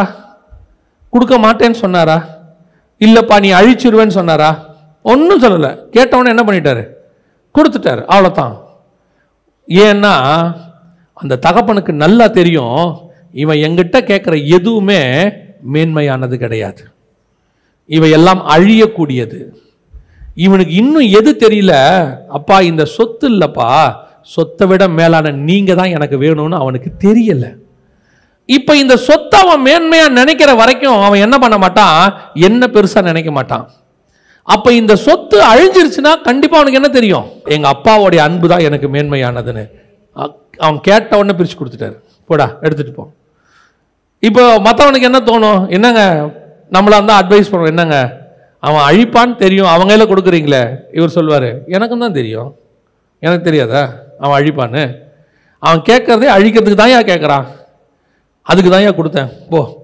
ஒரு நாள் கரெக்டாக தகப்பன் நினைத்தது நடந்தது. சொத்தெல்லாம் அழிந்தது. அழியும் போது தகப்பன் ஞாபகம் வந்தது. இந்த சொத்து அல்ல என் தகப்பன். இன்னைக்கு நிறைய பேர் உங்களுக்கு சொல்லி கொடுக்குறான் இல்லையா, கிளைம் பண்ணு, கேளு, உனக்கு ஆண்டவர் வந்து பென்ஸ் கார் கொடுப்பாரு, BMW கொடுப்பாரு, உனக்கு லேண்டு கொடுப்பாரு, வீடு கொடுப்பாரு. கரெக்ட், நாங்க இல்லவே சொல்லல, கர்த்தர் கொடுப்பார். நீ ஃப்ளைட்டு கேளியா, கொடுப்பாரு. நாங்களும் இல்லைன்னு சொல்லவே இல்லை. நீ கேட்கறதெல்லாம் இளையகுமாரன் தகப்பன்ட்ட கேட்டதை கேட்டுக்கிட்டு இருக்கிற. உனக்கு இன்னும் தகப்பன் யாருன்னு தெரியல. உன் தகப்பனுடைய வீடு என்னன்னு தெரியல உனக்கு. உன் தகப்பன் வீட்டை விட்டுட்டு எவ்வளவு சொத்தை வாங்கிட்டு நீ வெளியே போனாலும் அது அழிந்து விடும். உன் தகப்பன் வீட்டுக்குள்ள இருக்கும் போதுதான் உனக்கு மேன்மை. நீ கேட்கறது எல்லாமே உலகத்துல அழிவுக்கானது. உன் தகப்பனை உனக்கு கொடுக்குறாரு. நீ என்ன சொல்ற? பாத்தீங்களா, நாங்க கிளைம் பண்ணோம், நாங்க கேட்டோம், கிருபையின் உபதேசம் கேட்டோம், எங்களை என்ன செஞ்சோம்? பெற்றுக்கொண்டோம். நீங்க தான் ஒன்று வேணாம் ஒன்று வேணாம் ஒன்று வேணான்னு சொல்றீங்க. பைபிளில் வேணும், உலகத்தில் உள்ளது வேணும்னு சொன்ன ஆள் யாரு? ஆனால் நீங்க தான் வேணும்னு சொன்னவன் தான் பைபிளில் ஹீரோவாக இருக்கிறான். அவ்வளோ பெரிய பரிவாரத்தை வச்சுக்கிட்டு இருக்கிற ஆபிரகாம் சொல்றாரு, அதையெல்லாம் அதிலும் மேன்மையான பரமதேசத்தையே நாடினான். அவ்வளோ பெரிய இரு பரிவாரங்களை வச்சிருந்த யாக்கோபு சொல்றாரு, ஆண்டவரே எவ்வளோ பெரிய ஆசீர்வாதம் ஆண்டவரே, எல்லாம் சூப்பர், இரு பெரும் பரிவாரங்கள், ஓகே என்ன வேணும் யாக்கோபு, ஆசீர்வதிங்க. அப்ப இதெல்லாம் என்ன? எனக்கு தெரியும் இதெல்லாம் ஆசீர்வாதம் இல்லைன்னு. ஒட்டகம், கழுத, ஆடு, மாடு எல்லாம் இருக்கு, இதை விட வேற என்ன வேணும் உனக்கு? இவனுக்கு ஏசாவுக்கு கொடுத்தது போக அவ்வளவு கிடக்கு, இன்னும் 12 பசங்களுக்கு பிரிச்சு கொடுக்குற அளவுக்கு இருக்கு. கோலும் கையுமா போன இரு பெரும் பரிவாரங்கள் எல்லாம் இருக்கு. சரி யாக்கோபு, இன்னைக்கு நைட்டு உனக்கு என்ன வேணும் சொல்லு. என் சொத்தை பாதுகாக்கிறதுக்கு இல்ல. அவன் சொல்றான், என்னை ஆசீர்வதிங்க. என்ன ஆசீர்வதிங்க? நீங்க என்ன ஆசீர்வதிச்சால் ஒழிய உண்மை நான் விட மாட்டேன். ஏற்கனவே இதெல்லாம் ஆசீர்வாதம் இல்லையா? உன் வாயிலிருந்து ஒன்று வரும் பாரிப்ப, நீ இஸ்ரவேல் என்ன பண்ணுவா? இதுதான் ஆசீர்வாதம். ஏன்? நான் வச்சிருந்த சொத்து போயிடும், ஆனா இந்த பேர் எனக்கு போகவே போகாது, நானும் என் சந்ததியும் ஆசீர்வாதமாக இருப்போம். இதுதான் கர்த்தர்ட்ட நீ கேட்க வேண்டியது. எதை கேட்டுக்கிட்டு இருக்கிறோம்? வாழ்க்கையின் அடிப்படை கூட பரலோகத்துக்கு நல்லா தெரியும். உங்களுக்கு என்ன தேவை என்பதை உங்கள் பரமபிதா நன்கு அறிந்திருக்கிறார். சாப்பாட்டிலிருந்து தண்ணியிலிருந்து நீ என்ன சாப்பிடணும், எப்படி சாப்பிடணும் கூட பரலோகம் பார்த்து வச்சிருக்கோம். நீங்கள் பரலோகத்தில் ஃபாலோ பண்ணீங்கன்னா நீங்கள் சாப்பிட வேண்டிய பொருளை உங்கள் கான்சியஸ் இல்லாமல் உங்களுக்கு தேவையானதை பரலோகம் கொண்டு வந்து கொடுக்கும். பரலோகத்தால் கூடாத காரியம் ஒன்றும் இல்லை. ஆனால் உன்னுடைய தேவை கர்த்தராக இருக்கணும். என்ன கிடைக்கும்னு கேட்குறவனா வச்சுக்கிட்டு கர்த்தரால் என்ன செய்ய முடியாது? ஒன்றும் செய்ய முடியாது. ரெண்டாவது, இவர்களுக்குள்ள இருந்த இன்னொரு பிரச்சனை என்ன? வாசிங்க, லூக்கா 22:24 வாசிங்க. அன்றியும் தங்களில் எவன் பெரியவனாய் இருப்பான் என்று அவர்களுக்குள்ளே வாக்குவாதம் உண்டாயிற்று. ரெண்டாவது, இவங்களுக்குள்ள இருந்த ஒரு பிரச்சனை என்ன? முதல்ல இவங்களுக்குள்ள இருந்தது தேவைகள், எதிர்கால தேவைகள். அந்த எதிர்கால தேவை நினைக்க நினைக்க ஒரு நாள் வரும், அந்த தேவை கிடைக்கலன்னு கர்த்தரை விட்டு தூரம் போக தொடங்கிடுவாங்க. எதிர்கால தேவைகளை பற்றின ஒரு எண்ணம். ரெண்டாவது, தங்களுக்குள்ளே யார் பெரியவன் என்கிறதான ஒரு எண்ணம். இது ரெண்டாவது, சபைகளுக்குள்ளே இது எல்லா ரூபத்திலும் இருக்கு. யார் பெரியவன் என்பது எல்லா ரூபத்திலும் இருக்கு. படிப்புலையோ அந்தஸ்துலையோ, புரியுதா? படிப்பு, அந்தஸ்து, அழகு, அப்புறம் வந்துட்டு ஜாதி, எல்லாம் சபைக்குள்ள இருக்கு. இல்லை, இதெல்லாம் எதை உண்டாக்குது? ஏற்றத்தாழ்வை உண்டாக்குது. யார் பெரியவன், யார் குறைவு, இது ஒன்று தான். இது ரெண்டாவது, இவங்களுக்குள்ளே ஒருவனம் வராமல் இருப்பதுக்கான தடை. இங்கே சபைக்குள்ளே பொறுத்த வரைக்கும் நல்லா தெரிஞ்சுக்கொள்ளுங்க. சபைக்குள்ளன்னு கூட நான் சொல்லலை, கிறிஸ்துவுக்குள்ளே நான் சொல்றேன். கிறிஸ்துவுக்குள்ளாக இங்கே பெரியவனும் இல்லை, சிறியவனும் இல்லை. படிப்பிலையும் பெரியவனும் இல்லை, சிறியவன் இல்லை. நீ படிப்பில் பெருசா இருப்ப, நீங்க படிச்சு நல்லா உங்களுக்கு என்ன இருக்கும்? அறிவு இருக்கும். ஒரு ஆள் படிக்காதவராக இருப்பார், ஆனால் அவருக்கு ஞானம் இருக்கும், அவருக்கு சமயோஜித புத்தி இருக்கும். உங்களுக்கு A+B ஃபார்முலா போட்டால் தான் தெரியும். அவர் A+B போடுற ஃபார்முலா போட்டு நீங்கள் கொண்டு வரதை பார்த்தே சொல்லுவார், இது சரி வருங்க வராதும்பார். சில நேரத்தில் இன்ஜினியர்ஸில் ஆர்கிடெக்ட்லாம் வரைஞ்சி கொடுத்துருவாங்க. கொண்டு போயிட்டு நீங்கள் அந்த கொத்தனார்கிட்ட கொடுத்தீங்கன்னா அப்படி பார்ப்பார், சார் இது கட்ட முடியாது சார் அப்படிம்பார். அந்த கொத்தனார் சொல்லுவார், நீங்கள் போய் பிளான் போட்ட இன்ஜினியர்கிட்ட சொன்னீங்கன்னா, எவன் சொன்னான்? அவன் படிச்சிருக்கானா? அவன் எப்படி சொன்னான்? கொத்தனார் சொல்வார், அவரை வர சொல்லுங்க அப்படிமா. யார? இன்ஜினியர். இன்ஜினியர் வரும்போது என்ன தெரியுமா செய்வார்? யோ என்ன கட்ட முடியாதுன்னு இவர் யோன்னு தான் கூப்பிடுவார். ஆனால் அவர் திருப்பி, சார் இங்கே வாங்க சார் வைங்க. உள்கூடு வெளிக்கூடுலாம் பேசுவாங்க அவங்க உட்காந்து. உள்ளுக்குள்ள எப்படிங்க? கடைசியாக பார்த்தா 10 mm அடி வாங்குவோம். ஓ இதை விட்டுட்டேனா, சரி நான் மாற்றி பிளான் போட்டு கொடுக்குறேன். அவன் இப்போ நினச்சிப்பான், போய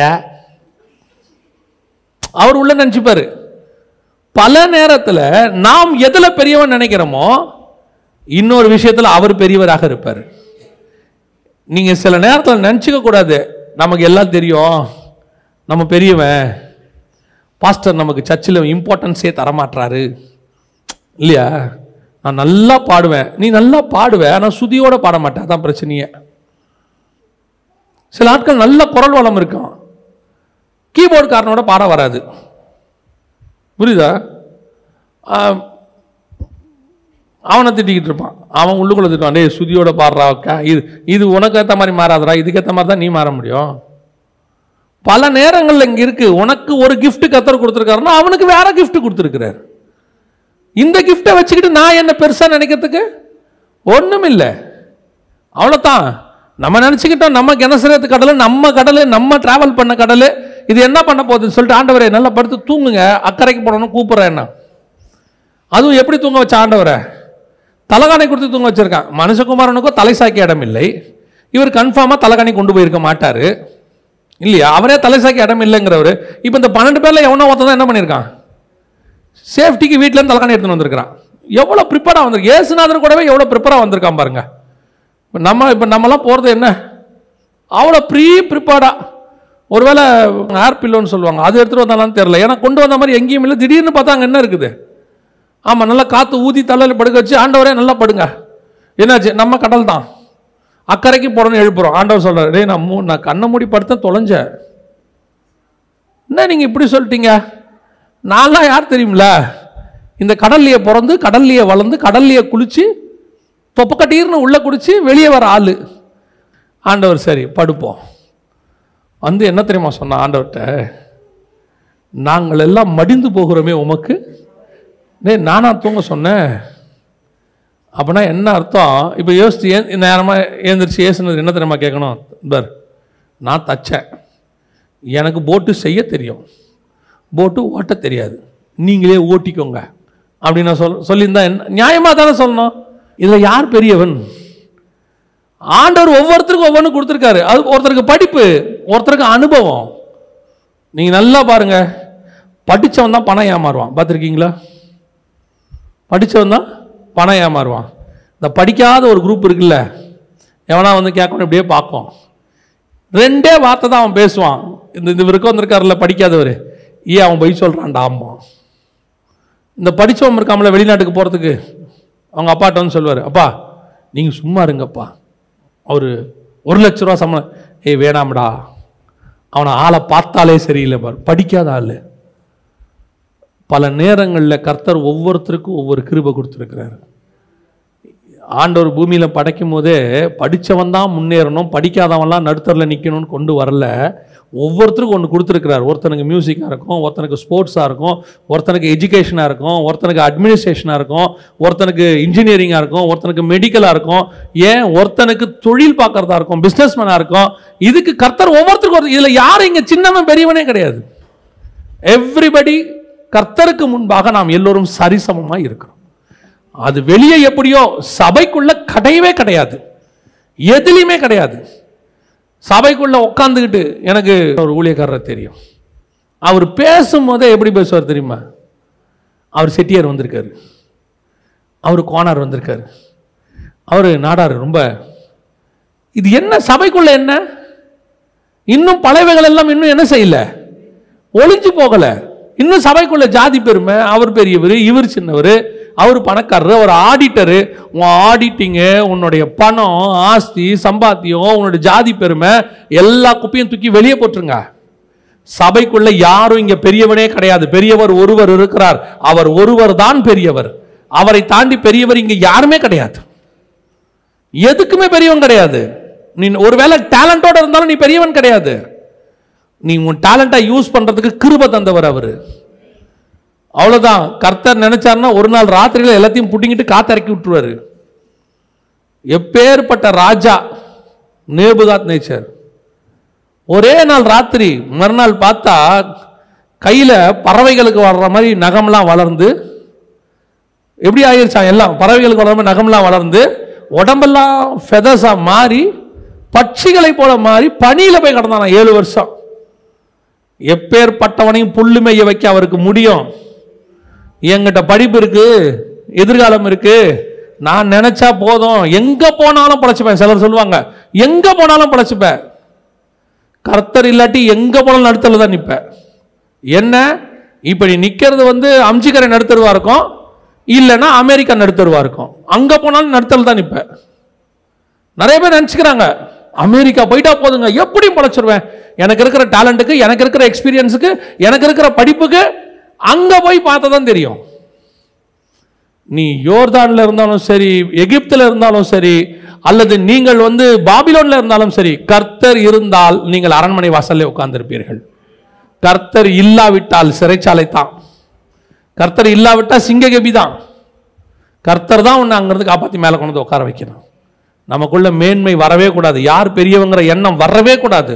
இங்க பெரியவன் என்று ஒருவன் இல்லவே இல்லை. ஊழியக்காரங்களை கூட சொல்றேன், அவர் பெரிய ஊழியக்காரங்க. என்ன பெரிய ஊழியக்காரரு? என்ன பெரிய ஊழியக்காரரு?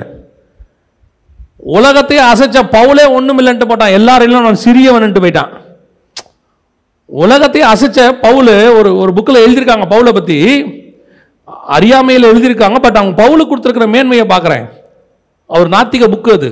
அதில் எழுதியிருக்கிறாங்க, பவுல் என்கிற ஒருவன் இல்லாதிருந்தால் கிறிஸ்துவுக்கு பிறகு கிறிஸ்தவம் இருந்திருக்காதுன்னு எழுதுறாங்க. கிறிஸ்டியானிட்டின்னு ஒன்று பவுல் இல்லாட்டி கிடையாதுன்னு எழுதுறாங்க. அந்த மாதிரி உலகத்தாருகிட்ட மேன்மை வாங்கினவன் ஒருத்தன். அவன் சொல்றான், நான் எல்லாரிலும் சிறியவனுங்கிறான். இன்னைக்கு ஒரு ஊழியத்தில் ஒரு சின்ன மேன்மை ஆண்டவர் உயர்த்திடக்கூடாது. அவ்வளோதான், உயர்த்திடக்கூடாது.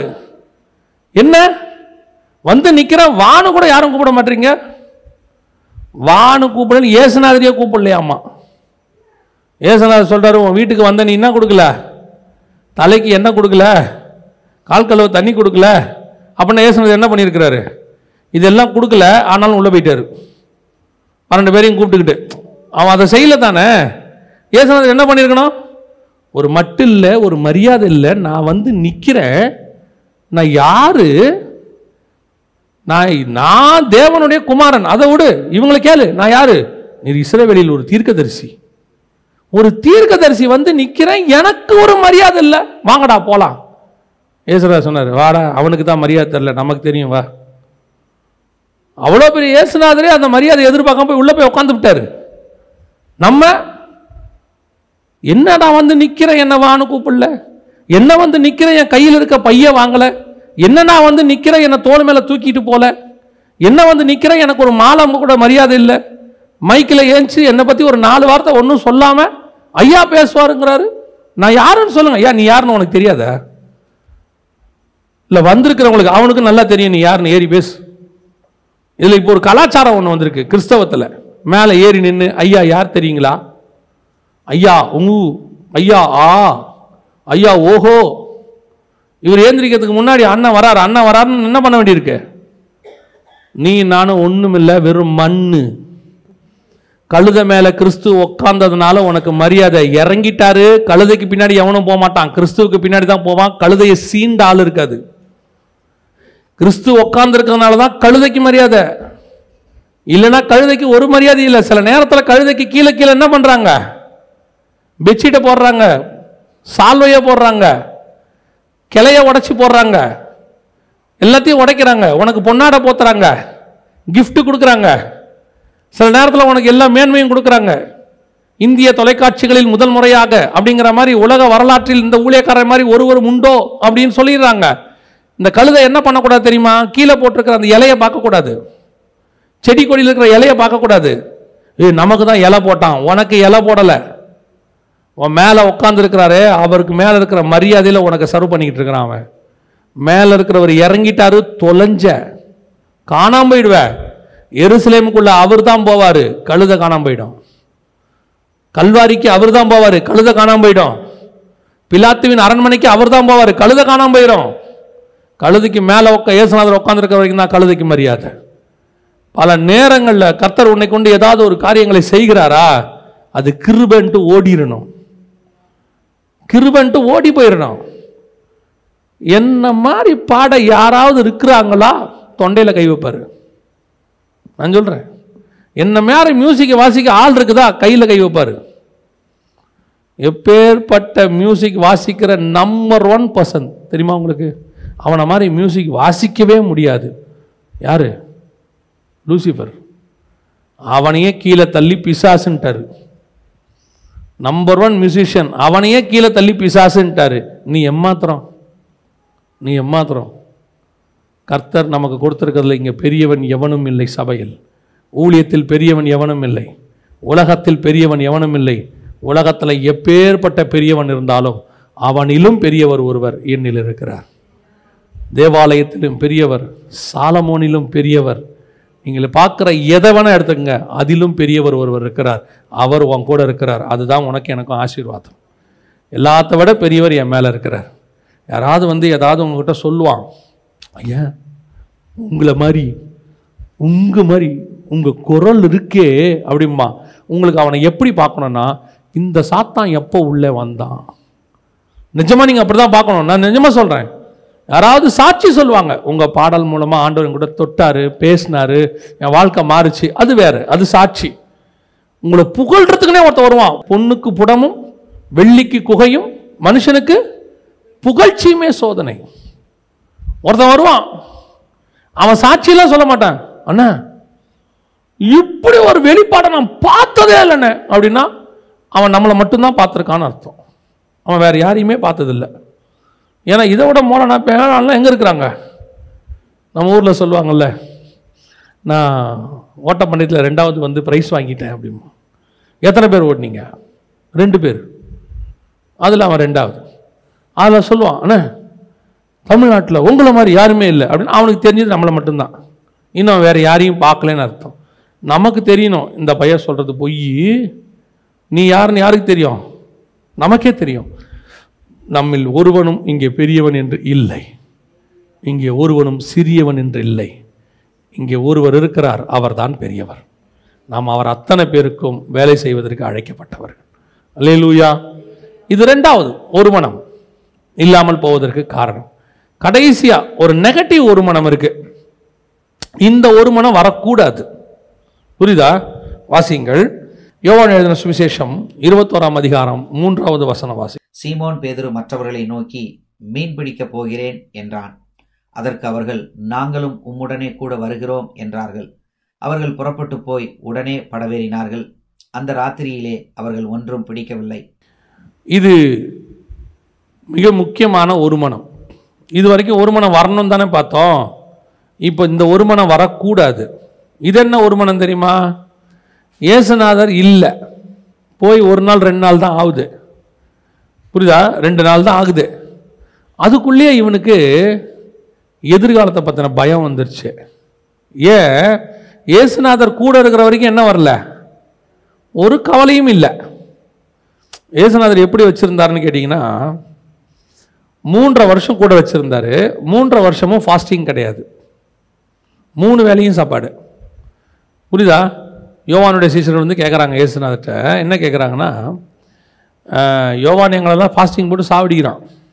ஆக்சுவலாக இருதயத்தில் அதான் எண்ணம், யோவான் எங்களுக்கு ஃபாஸ்டிங் போடுறாரு, இவங்களுக்கு நீங்கள் ஃபாஸ்டிங் போடுறது இல்லையா அப்படின்னா இயேசுநாதர் வந்து என்ன சொல்லணும்னா, இவெல்லாம் இருக்க மாட்டான்டா அப்படி தான் நியாயமாக சொல்லணும். அவர் அப்படி சொல்லலை. அவர் டீசெண்டாக சொல்கிறாரு, மணவாளன் எடுக்கப்படும் காலம் வரும், அப்பொழுது அவர்கள் உபவாசம் இருப்பார்கள். ஏன்னா சாப்பாடு கிடைக்காதுன்னு அர்த்தம். 3 வேளையும் சாப்பாடு போதாத குறைச்சலுக்கு அப்பப்போ நல்ல விருந்து. சீமோன் வீட்டில் விருந்து, ஆயக்காரன் வீட்டில் விருந்து, எல்லா வீட்லையும் கூப்பிட்டு என்ன செய்வாங்க? நல்ல சாப்பாடு. யோசிச்சு பாருங்கள், இயேசுநாதரை கூப்பிடணுன்னா கூட 12 பேரை கூப்பிடணும். 12+1. இயேசுநாதரை குடும்பத்தோடு வாங்கன்னு சொன்னோம்னா முடிஞ்சு. எப்படி வருவார்? 13 பேர் வருவாங்க. அப்படி வந்து இறங்குவாங்க. வரவன் எல்லாம் சின்ன பசங்க கிடையாது. இப்போ பொதுவாக ஒரு குடும்பத்தோடு கூப்பிட்டோம்னா 2 பெரியவங்க 2 சின்ன பசங்க இருப்பாங்க. இதில் 13 பெருசு. அப்படியே உள்ள அப்படி வருவாங்க. பத்தாததுக்கு எந்த அற்புதம் செஞ்சு முடித்தாலும் மிச்ச மீதியை யார் எடுத்துப்பா? இவங்க எடுத்துருவாங்க. கூட நிறைய அள்ளுங்கள், 12 பேர் எடுத்துருவாங்க. மிச்ச மீதி ஃபுல்லாக இங்கே தான், வேறு யாருக்கும் கொடுக்கறதில்ல. அதை விட முக்கியம் என்ன பண்ணுவான் தெரியுமா? அவனுக்கு இந்த ஓய்வு நாள், நல்ல நாள், கெட்டது நாள்னு கிடையாது. எந்த பக்கம் போனாலும் வயலில் இருக்கிறத கடிச்சு குறித்து சாப்பிட்டுட்டே போவான். வயலில் இருக்காங்க, அவன் ஓய்வு நாள் ஆண்டவர் சொல்கிறார், அவனுக்கு ஓய்வு நாளாவது நல்ல நாளாவது அவன் பான்னு சாப்பிட்டு போயிட்டே இருப்பான். எங்கேயும் விட்டு வேற கொடுக்க மாட்டார் இவர். யாருக்கிட்டையும் என்ன செய்ய மாட்டார்? பிள்ளைகளை விட்டு கொடுக்க மாட்டார். இவர் தனியாக இவருக்கு தெரியும், வாங்க தின்னுங்க, சாப்பிடுங்க, நல்லா சாப்பிடுங்க. ஒரு நாள் வரும். எனக்கு ரொம்ப ஆச்சரியப்பட்ட ஒரு விஷயம் பைபிளில் என்னன்னு கேட்டிங்கன்னா, யோவான் எழுதின சுவிசேஷம் 4ஆம் அதிகாரத்தில் இருக்குது. இயேசு சமாரிய ஸ்திரீகிட்ட பேசிக்கிட்டு இருப்பார். பேசிகிட்டு இருக்கும்போது இவங்கெல்லாம் எங்கே போயிருந்தாங்கன்னு வசனம் சொல்லும், அழகாக இருக்கும். யோவான் 4:7 வாசிங்க. அவருடைய சீஷர்கள் போஜன பதார்த்தங்களை கொள்ளும்படி ஊருக்குள்ளே போயிருந்தார்கள். நல்லா கவனிச்சு பாருங்க, உலகத்திலேயே ஒரு ஆளுக்கு சாப்பாடு வாங்க 12 பேர் போனது இவனுங்க தான்.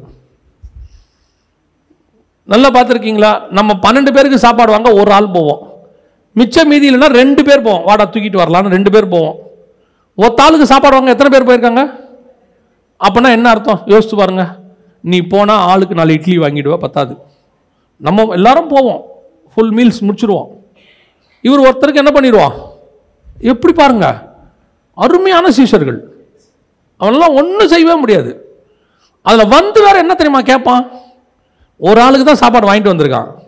அதுலேயும் என்ன தெரியுமா சொல்லுவான்? அவருக்கு யாராவது போஜன பதார்த்தம் கொடுத்திருப்பார்கள், இதையும் சாப்பிடலான்னு பிளான் பண்ணுறான் அவன். எப்படி பாருங்க சீஷர்கள், அப்படி ஒரு சீஷர்கள். இப்போ ஒரே ஒரு நாள் இயேசு இல்லைங்க, சிலுவையில் வச்ச மறுநாள் நடக்கிற சம்பவம். 2 நாள் இயேசு இல்லை. வசனம் சொல்லுது, வாருங்கள் நம்ம என்ன செய்வோம்? ஏன் கொடுக்கிற வரைக்கும் இயேசு கூட கரெக்டாக இருப்போம், இல்லாவிட்டால் பேக் டு த பெவிலியன், எங்கே வந்தோமோ அங்கேயே போயிடுவோம். உன்னை 3 வருஷம் நாங்கள் எதுக்கு கூப்பிட்டோம்? பரலோகம் உங்களை எதுக்கு முன்குறிச்சிச்சு? எதுக்கு உங்களை வேறு பிரிச்சோம்? எதுக்கு இவ்வளவு உன்னை வந்து உருவாக்கணும்? ஒரு 3 நாள் கூட உன்னால சாப்பாடு இல்லாமல் என்ன செய்ய முடியல, உன் வசதி வாய்ப்புகளை குறைச்சிக்க முடியல. ஒரு 3 நாள் கூட உன்னால என்ன செய்ய முடியல, தேவன் கூட இருந்ததுல இருந்து கொஞ்சம் குறையல. உனக்கு கொஞ்சம் குறைஞ்ச உடனே அடுத்து என்னது? நான் திருப்பி அங்கேயே போறேன். ஏன்பா சர்வைவலுக்கு என்னப்பா பண்றது? சாப்பாட்டுக்கு என்ன பண்றது? அவர் பாட்டு சொல்லாம கொள்ளாம போயிட்டாரு. திடீர்னு சொல்லாம கொள்ளாமையும் போல, அவர் சொல்லிக்கிட்டே இருக்காரு. கடைசியா என்ன பிடிக்க போறாங்க, என்ன அடிக்க போறாங்க, நான் 3 நாள்ல உயிர் தெழுவேன், 3ஆவது நாள் வந்துடுறேன். யோசித்து பாருங்க, இவர் 3 நாள் உயிர் தெழுவேன்னு சொன்னதை யார் ஞாபகம் வச்சிருக்கிறா தெரியுமா? ஆசாரியர்கள் ஞாபகம் வச்சிருக்கிறாங்க. அவன் சொல்றான், 3ஆம் நாளில் அந்த எத்தனை உயிரோடு கூட வருவான் என்று சொன்னான், கல்லறைக்கு காவல் போடுங்கன்னு. அவன் ஞாபகம் வச்சிருக்கிறான். யாருக்கு ஞாபகம் இல்லை? கூட இருந்த சீஷர்களுக்கு ஞாபகம் இல்லை. அதுக்குள்ள என்ன பண்ணிட்டான்? வாங்க மீன் பிடிக்க போலாம். ஏன் இன்னும் இப்படி எப்படி 3 நாளா சாப்பிடாம எப்படி இருக்கிறது?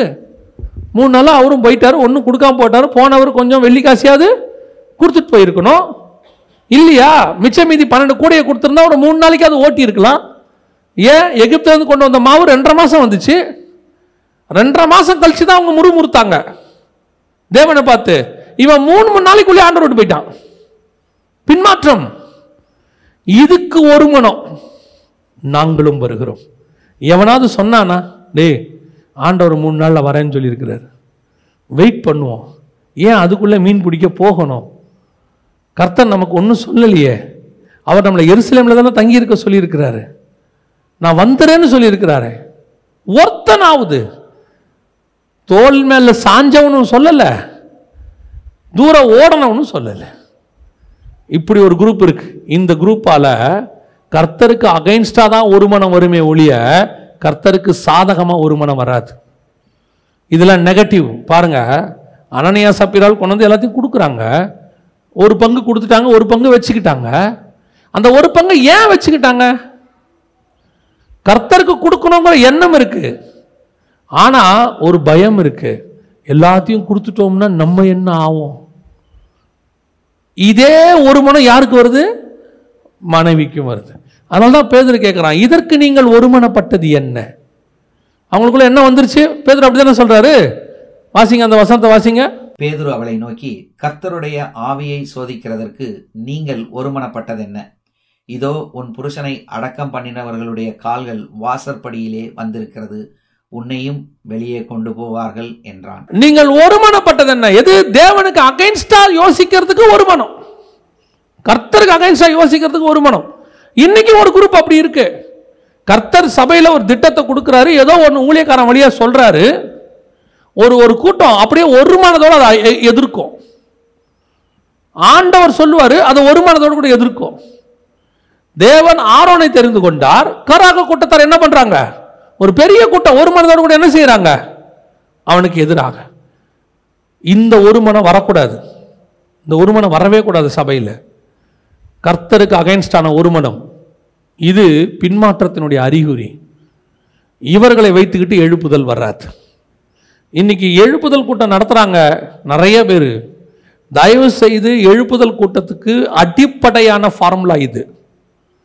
இந்த மாதிரி ஆட்கள், ஏன்னா பைபிளில் அவர்கள் வந்தார்கள், ஒருமனப்பட்டு வந்தார்கள், அவங்க எல்லாம் கூடி ஜெபித்தார்கள், எழுப்புதல் வந்தது. இவங்களும் அந்த வசனத்தை வச்சுக்கிறாங்க, கூடி ஜெபிக்கணுன்றாங்க, எழுப்புதல் வருங்கிறாங்க. நான் சொல்றேன், எழுப்புதல் வருவதற்கு முன்பதாக கர்த்தர் 3 வருஷம் இவங்களை ரெடி பண்ணியிருக்கிறார். அந்த 3 வருஷம் ரெடி பண்ணியும் ரெடி ஆகாமல் 3 வருஷம் கழிச்சு இவங்க ரெடி ஆகுறாங்க. அப்பதான் இவங்களை வச்சு பெரிய காரியம் செய்ய முடிஞ்சிச்சு. இன்னைக்கு நாம எப்படிப்பட்டவங்களா இருக்கிறோம்? தேவனுக்கு அகைன்ஸ்டா, தேவ ஊழியக்காரங்களுக்கு அகைன்ஸ்டா கூடுறதுல ஒரு குரூப் இருக்குது. அவங்களுக்கு எதிராக பேசுறதுக்கு ஒரு குரூப், அகைன்ஸ்டா பேசுறதுக்கு ஒரு குரூப் ஒரு மனதோட கூடும். கர்த்தருக்கு என்று ஏதாவது செய்யறதுக்கு இது ஒரு மனமா கூடாது. எழுப்புதலுக்கு ஒரு மனமா வராது. ஆண்டவர் நீ பெரியவன் நான் பெரியவன் விட்டுறா எல்லாரும் சமம், அதுக்கு ஒரு மனம் வராது. அது எப்படிங்க? நாங்க இன்னாரு, நாங்க பிறக்கும் போதே அதுல பிறந்தோம், பிறக்கும் போதே இதுல பிறந்தோம், பிறக்கும் போது ஹாஸ்பிட்டலில் தான் பிறந்தோம், வேற எதுலேயும் பிறக்கல, கதை முடிஞ்சிருக்கோம் இல்லையா? குழந்தைய மாற்றி நர்ஸு கொடுத்துருந்தாங்கன்னு வச்சுக்கோங்க,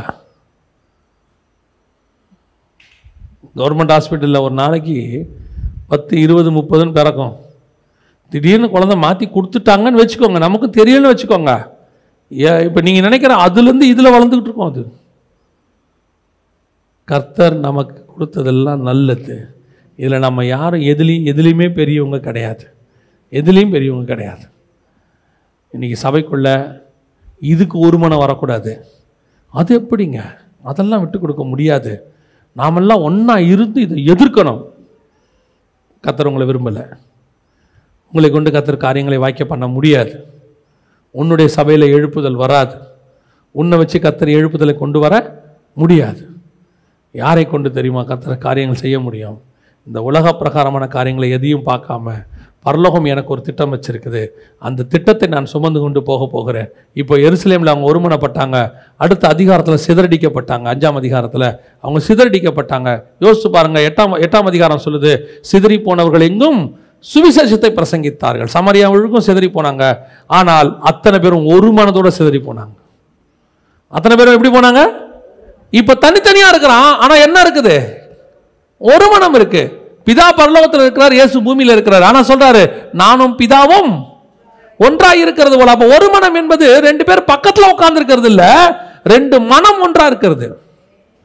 2 பேர் வீட்டுக்குள்ள இருக்கிறது இல்ல, 2 பேர் ஒரு மனதமா இருக்கிறது. எங்க இருந்தாலும் தேவனுடைய திட்டம் 2 பேருக்குள்ள ஒரே மாதிரி இருக்கும். ஒரே ஆவியில் இருப்பாங்க, ஒரே அழைப்பில் இருப்பாங்க, ஒரே தரிசனத்தில் இருப்பாங்க. இப்போ யோசித்து பாருங்க, இவங்க எல்லாம் சிதறி போயிட்டாங்க, ஆனால் தேவனுடைய ராஜ்யம் கட்டப்படுது. ஏன் கட்டப்படுது? இவங்க சிதறி இருக்கிறாங்க, ஆனால் சிந்தனை ஒன்றா இருக்குது. எங்கே போனாலும் இவங்க நோக்கம் கிறிஸ்துவின் ராஜ்யம் கட்டப்படணும். அங்கே போகும்போது நான் பெரியவன் நீ பெரியவன் கிடையாது. அங்கே போகும்போது எங்களுக்கு என்ன கிடைக்கும் தெரியாது.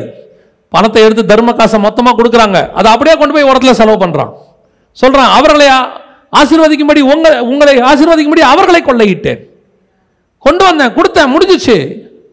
இப்போ சொல்கிறான், எனக்கு என்ன கிடைக்கும்னு கேட்டவன் சொல்கிறான், என்னிடத்தில் வெள்ளியும் இல்லை பொண்ணும் இல்லை. ஏன்? எனக்கு இப்போ அது தேவையும் இல்லை. என் தேவையெல்லாம் இயேசு கிறிஸ்து, என் தேவையெல்லாம் கர்த்தருடைய திட்டம், என் தேவையெல்லாம் கர்த்தருடைய ஊழியம். அதை நான் செஞ்சு முடிச்சுட்டு பரலோகத்துக்கு போகணும். இந்த ஒன்னஸ் தான் கர்த்தர் உங்கள்கிட்டையும் எங்கிட்டையும் எதிர்பார்க்கிறார். இன்னைக்கு என்ன, வரும்போதே ஒரு நோக்கத்தோடு தான் வரா.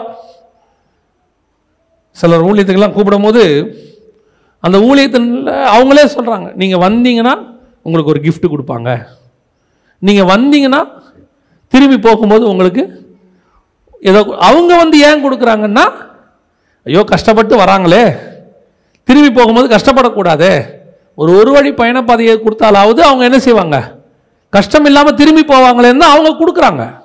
ஆனால் இவன் எதுக்கு வரான் தெரியுமா? அந்த காசுக்காக தான் வர்றான். சரி ஓகே, வரும்போது யாரு கூடயாவது பைக்கில் தொத்திக்கிட்டு வந்துடுறான் லிஃப்ட்டு, போகும்போது காசை வாங்கிட்டு அதே பைக்கில் லிஃப்ட்டில் போயிடுறான். போக வர அந்த பயண செலவு மிச்சம் காசு பாக்கெட்டில் இருக்கும். இந்த எண்ணம் கொடுக்கிறவங்க நல்ல நோக்கம், வாங்குறவனுக்கு நோக்கம் நல்ல நோக்கம் இல்லை. அப்ப இந்த மாதிரி கூட்டங்களால பிரயோஜனமும் இல்லை. யாரை கொண்டு கர்த்தர் காரியங்களை செய்ய முடியும்? எனக்கு இந்த பூமியில் எதுவும் இல்லை, நான் அதற்காகவும் கிறிஸ்துவனிடத்தில் வரவும் இல்லை. நான் வந்ததெல்லாம் அவரால் பயன்படுத்தப்பட. அவருக்கு ஒரு நோக்கம் இருக்கு, அவருக்கு ஒரு திட்டம் இருக்கு, அதை என்னை கொண்டு செய்வார். அதை செய்யறதுக்கு தான் கர்த்தர் உங்களை அழைச்சார். இந்த சபைக்கு வந்தீங்க, நான் சொல்லுவேன், இந்த சபைக்குள்ள வந்ததுக்கு அதுதான் காரணம், வேற எதுக்காகவும் இல்லை. நீங்க எல்லார மாதிரியும் வீடு காரு அதுக்காக இங்க வந்திருந்தீங்கன்னா டோட்டல் வேஸ்ட். அப்ப இதெல்லாம் எனக்கு கிடைக்காதா? அது காலத்தில் என்ன தேவையோ அதை பரலோகம் தரும். இது வரைக்கும் தந்துதானே இருக்குது. பரலோகம் சின்ன வயசுல நமக்கு ஸ்மால் ஷர்ட் ஒன்று கொடுத்துச்சு நம்ம சைஸுக்கு. நம்ம வளர்ந்து இவ்வளோ பெருசாக ஆயிட்டோம். பரலோகம் எங்கிட்ட அவ்வளோதான் முடியும், சின்ன சட்டை தான் இருக்கு, நீ வேணா அட்ஜஸ்ட் பண்ணி போட்டுக்கணும். இப்பவும் சின்ன சட்டையாக கொடுக்குது. இப்போ நாம் வலுகி பெருகி 44 ஆயிட்டோம். 44க்கு சட்டை தருதா இல்லையா? இல்லை, நாங்கள் 38 வரைக்கும் தான் பரலோகத்தில் சைஸ் வச்சுருக்கோம், அதுக்கு மேலே போகிறது அன்சைஸு, உனக்கு கொடுக்க மாட்டேன்னு பரலோகம் சொல்லிச்சா? இல்லை தானே. ஆண்டு பரலோகம் சொல்லிச்சா உனக்கு வெள்ளை கலர் புடவை மட்டும்தான் நான் கொடுத்துருக்கேன், நீ சிவப்பு கலரில் புடவை எடுத்தால் நான் உனக்கு தரமாட்டேன்னுச்சா? பரலோகம் உனக்கு என்ன கலரில் தேவையோ எடுத்துக்கோன்னு சொல்லுது. இன்னைக்கு பரலோகம் கொடுக்காமையா இருக்கு. அவரையே தந்தவர் மற்ற எல்லாவற்றையும் அருளாதிருப்பது எப்படி? பரலோகம் தருங்க, ஆனால் என் தேவை அதல்ல, என் தேவை பரலோகம். ஏதாவது ஒன்று உங்களுக்கு கிடைக்கலையா, உங்கள் கணவர் வாங்கி கொடுக்கலையா, உங்கள் மனைவி மூலமா உங்களுக்கு கிடைக்கலையா, உடனே மனைவி கிட்ட சண்டை. உங்கள் அப்பா ஒன்றும் செய்யலை, உங்கள் அம்மா ஒன்றும் செய்யலை, ஏன் செய்யணும்? உனக்கெல்லாம் பொண்ணு கொடுக்கறதே பெரிய விஷயம், எதுக்கு உனக்கு கொடுக்கணும்? ஏதோ கொடுத்தாங்க சோத்திரம். கர்த்தர் ஏன் உனக்கு பொண்ணு கொடுத்தாரு? நான் மாமனார் வீட்டிலேருந்து ஒரு உதவியும் இல்லைங்க. உனக்கு மாமனாரை கல்யாணம் பண்ணி கொடுக்கலடா, பொண்ணை தான் கல்யாணம் பண்ணி கொடுத்துருக்கோம், அவ்வளோதான் முடியும் எங்களால். சிலர் உங்களை கல்யாணம் பண்ணி எனக்கு என்ன கிடைச்சது சொல்லுங்க, வந்ததுலேருந்து ஒரு சவரன் வாங்கி கொடுத்துருக்கீங்களா? உன்னை அதுக்கு கூட்டு வரலாமா? நாங்கள் உன்னை அழகு பண்ணி பார்க்கறதுக்காக கூட்டு வந்தோம், நாங்கள் நகை கடையாக வச்சுருக்கோம். உன்னை பரலோகம் ஒரு திட்டத்தோடு கொடுத்துச்சு, அந்த திட்டத்தை நிறைவேற்றத்துக்கு தான் 2 பேர் இருக்கோம். அந்த எண்ணத்தை உனக்கும் இருக்கணும், உன் கணவனுக்கும் இருக்கணும். இந்த அம்மா கிட்டேருந்து எதிர்பார்க்கறதுக்கு அவரும், அவர்கிட்ட எதிர்பார்க்கறதுக்கு இந்த அம்மாவும் இல்லை. நாங்கள் 2 பேரும் சேர்ந்து எதுக்காக தெரியுமா? எங்களை கொண்டு பரலோகம் ஒரு காரியம் செய்ய நினைத்திருக்கிறது. அந்த காரியத்தை நாங்கள் 2 பேரும் செய்து முடிப்போம். கர்த்தர் வருவதற்குள்ளாக செய்து முடிப்போம். அந்த நாங்கள் செய்கிற காரியத்தில் எங்களுக்கு என்ன குறைவுகள் வந்தாலும் சரி, நிறைவுகள் வந்தாலும் சரி, அது எங்கள் திட்டத்தை தடுக்காது. நாங்கள் தேவனுடைய திட்டத்தை செய்து முடிச்சுட்டு பரலோகத்துக்குள்ளே பிரவேசிப்போம். அல்லேலூயா. அப்படிப்பட்ட கணவன் மனைவி இருக்கிற வீடும், அந்த கணவன் மனைவி இருக்கிற சபையும் ஆசீர்வதிக்கப்படும். நம்ம ஜெபம் பண்ண போகிறோம் தேவ சமூகத்தில், ஆண்டவரை நோக்கி பார்க்க போகிறோம். எல்லா கண்களையும் மூடுவோம். பரலோகம் உங்களை என்னையும் அழைச்சதுக்கு ஒரு பெரிய திட்டம் இருக்கிறது. 800 கோடி மக்களில் குறிப்பாக இந்த கடைசி காலத்தில் ஏன் ஆண்டவர் உங்களை முன்குறிச்சாரு? எதுக்காக உங்களை கொண்டு வந்தார்? எதுக்குள்ள உங்களை சத்தியத்துக்குள்ள ஏன் நடத்துறாரு? பல நேரங்களிலே சபைகளில் ஆழமான காரியங்களை கர்த்தர் பேசுகிறார். ஏன் பேசுறாரு? கிறிஸ்து மணவாட்டியாகிய சபையை கல்யாணம் பண்றது எதுக்காக? மணவாட்டி கிட்ட இருந்து ஏதாவது கிடைக்கும்னு அவர் கல்யாணம் பண்ணாரா? இல்ல மணவாட்டியாகிய சபை கிறிஸ்துவை ஏன் மணவாளனாக ஏற்றுக்கொண்டது? அவர் என்ன பொன்னினாலும் வெண்ணினாலும் அலங்கரிப்பார் என்றா? இல்லை. கிறிஸ்து சபையை முன்குறித்ததுக்கு ஒரு முகாந்தரம் உண்டு, பரலோகத்திலே ஒரு திட்டம் உண்டு. சபை கிறிஸ்துவை சொந்த ரட்சகராக ஏற்றுக்கொண்டதுக்கு ஒரு முகாந்தரம் உண்டு. அதே போலத்தான் உனக்கு கர்த்தர் ஒரு கணவனை கொடுத்தார். எதுக்காக? உன்னுடைய ஆசை காரியங்கள், உலகத்தில் உள்ளதான தேவைகளை எல்லாம் பூர்த்தி செய்யறதுக்கு ஒரு மனுஷன் அல்ல. உனக்கு ஒரு மனைவியை கொடுத்தார். எதற்காக? உன்னுடைய ஆசை காரியங்களை எல்லாவற்றையும் திருப்தியாக்கி கொள்வதற்காக அல்ல. உங்க 2 பேரையும் கர்த்தர் இணைச்சதுக்கு பரலோகத்தில் ஒரு திட்டம் இருக்கு. பரலோகம் உங்களை கொண்டு பூமியில ஒரு காரியம் செய்வதற்காக தான் உங்களை சேர்த்து வச்சுச்சு. மனைவியை பார்த்து கேட்காத, உன்னால எனக்கு என்ன பிரயோஜனம்? ஒருவேளை உன் மனைவிக்கு சமைக்க தெரியாம இருக்கலாம். ஒருவேளை உன் மனைவிக்கு நீ எதிர்பார்த்த அளவுக்கு இல்லாமல் இருக்கலாம். நீ எதிர்பார்த்த அழகு இல்லாமல் இருக்கலாம். கணவனை பார்த்து கேட்காத, உன்னால எனக்கு என்ன பிரயோஜனம்? நீ எதிர்பார்த்த அளவுக்கு உன் கணவன் சம்பாதிக்காதவனாக இருக்கலாம். நீ எதிர்பார்த்த அளவுக்கு உன் கணவன் உனக்கு பொருட்களை வாங்கி கொடுக்க கூட தகுதி இல்லாதவனாக இருக்கலாம். ஆனால் பரலோகம் இணைச்சது அதுக்காக அல்ல. அதுக்காக அல்ல. உனக்கு கணவனை கொடுத்தது, உனக்கு மனைவியை கொடுத்தது பரலோகத்தினுடைய திட்டத்தை நிறைவேற்றுவதற்கு. உங்கள் மூலமாக பரலோகம் வேணும்னு வச்சிருக்கு. நீ சாகும்போது 10 சவரனோட சாகணும் என்பது பரலோகத்தினுடைய திட்டம் அல்ல. நீ சாகும்போது பெரிய பாஸ்டரா ஒரு பெரிய ஊழியக்காரனா சாகணும் என்பது பரலோகத்தினுடைய திட்டம் அல்ல.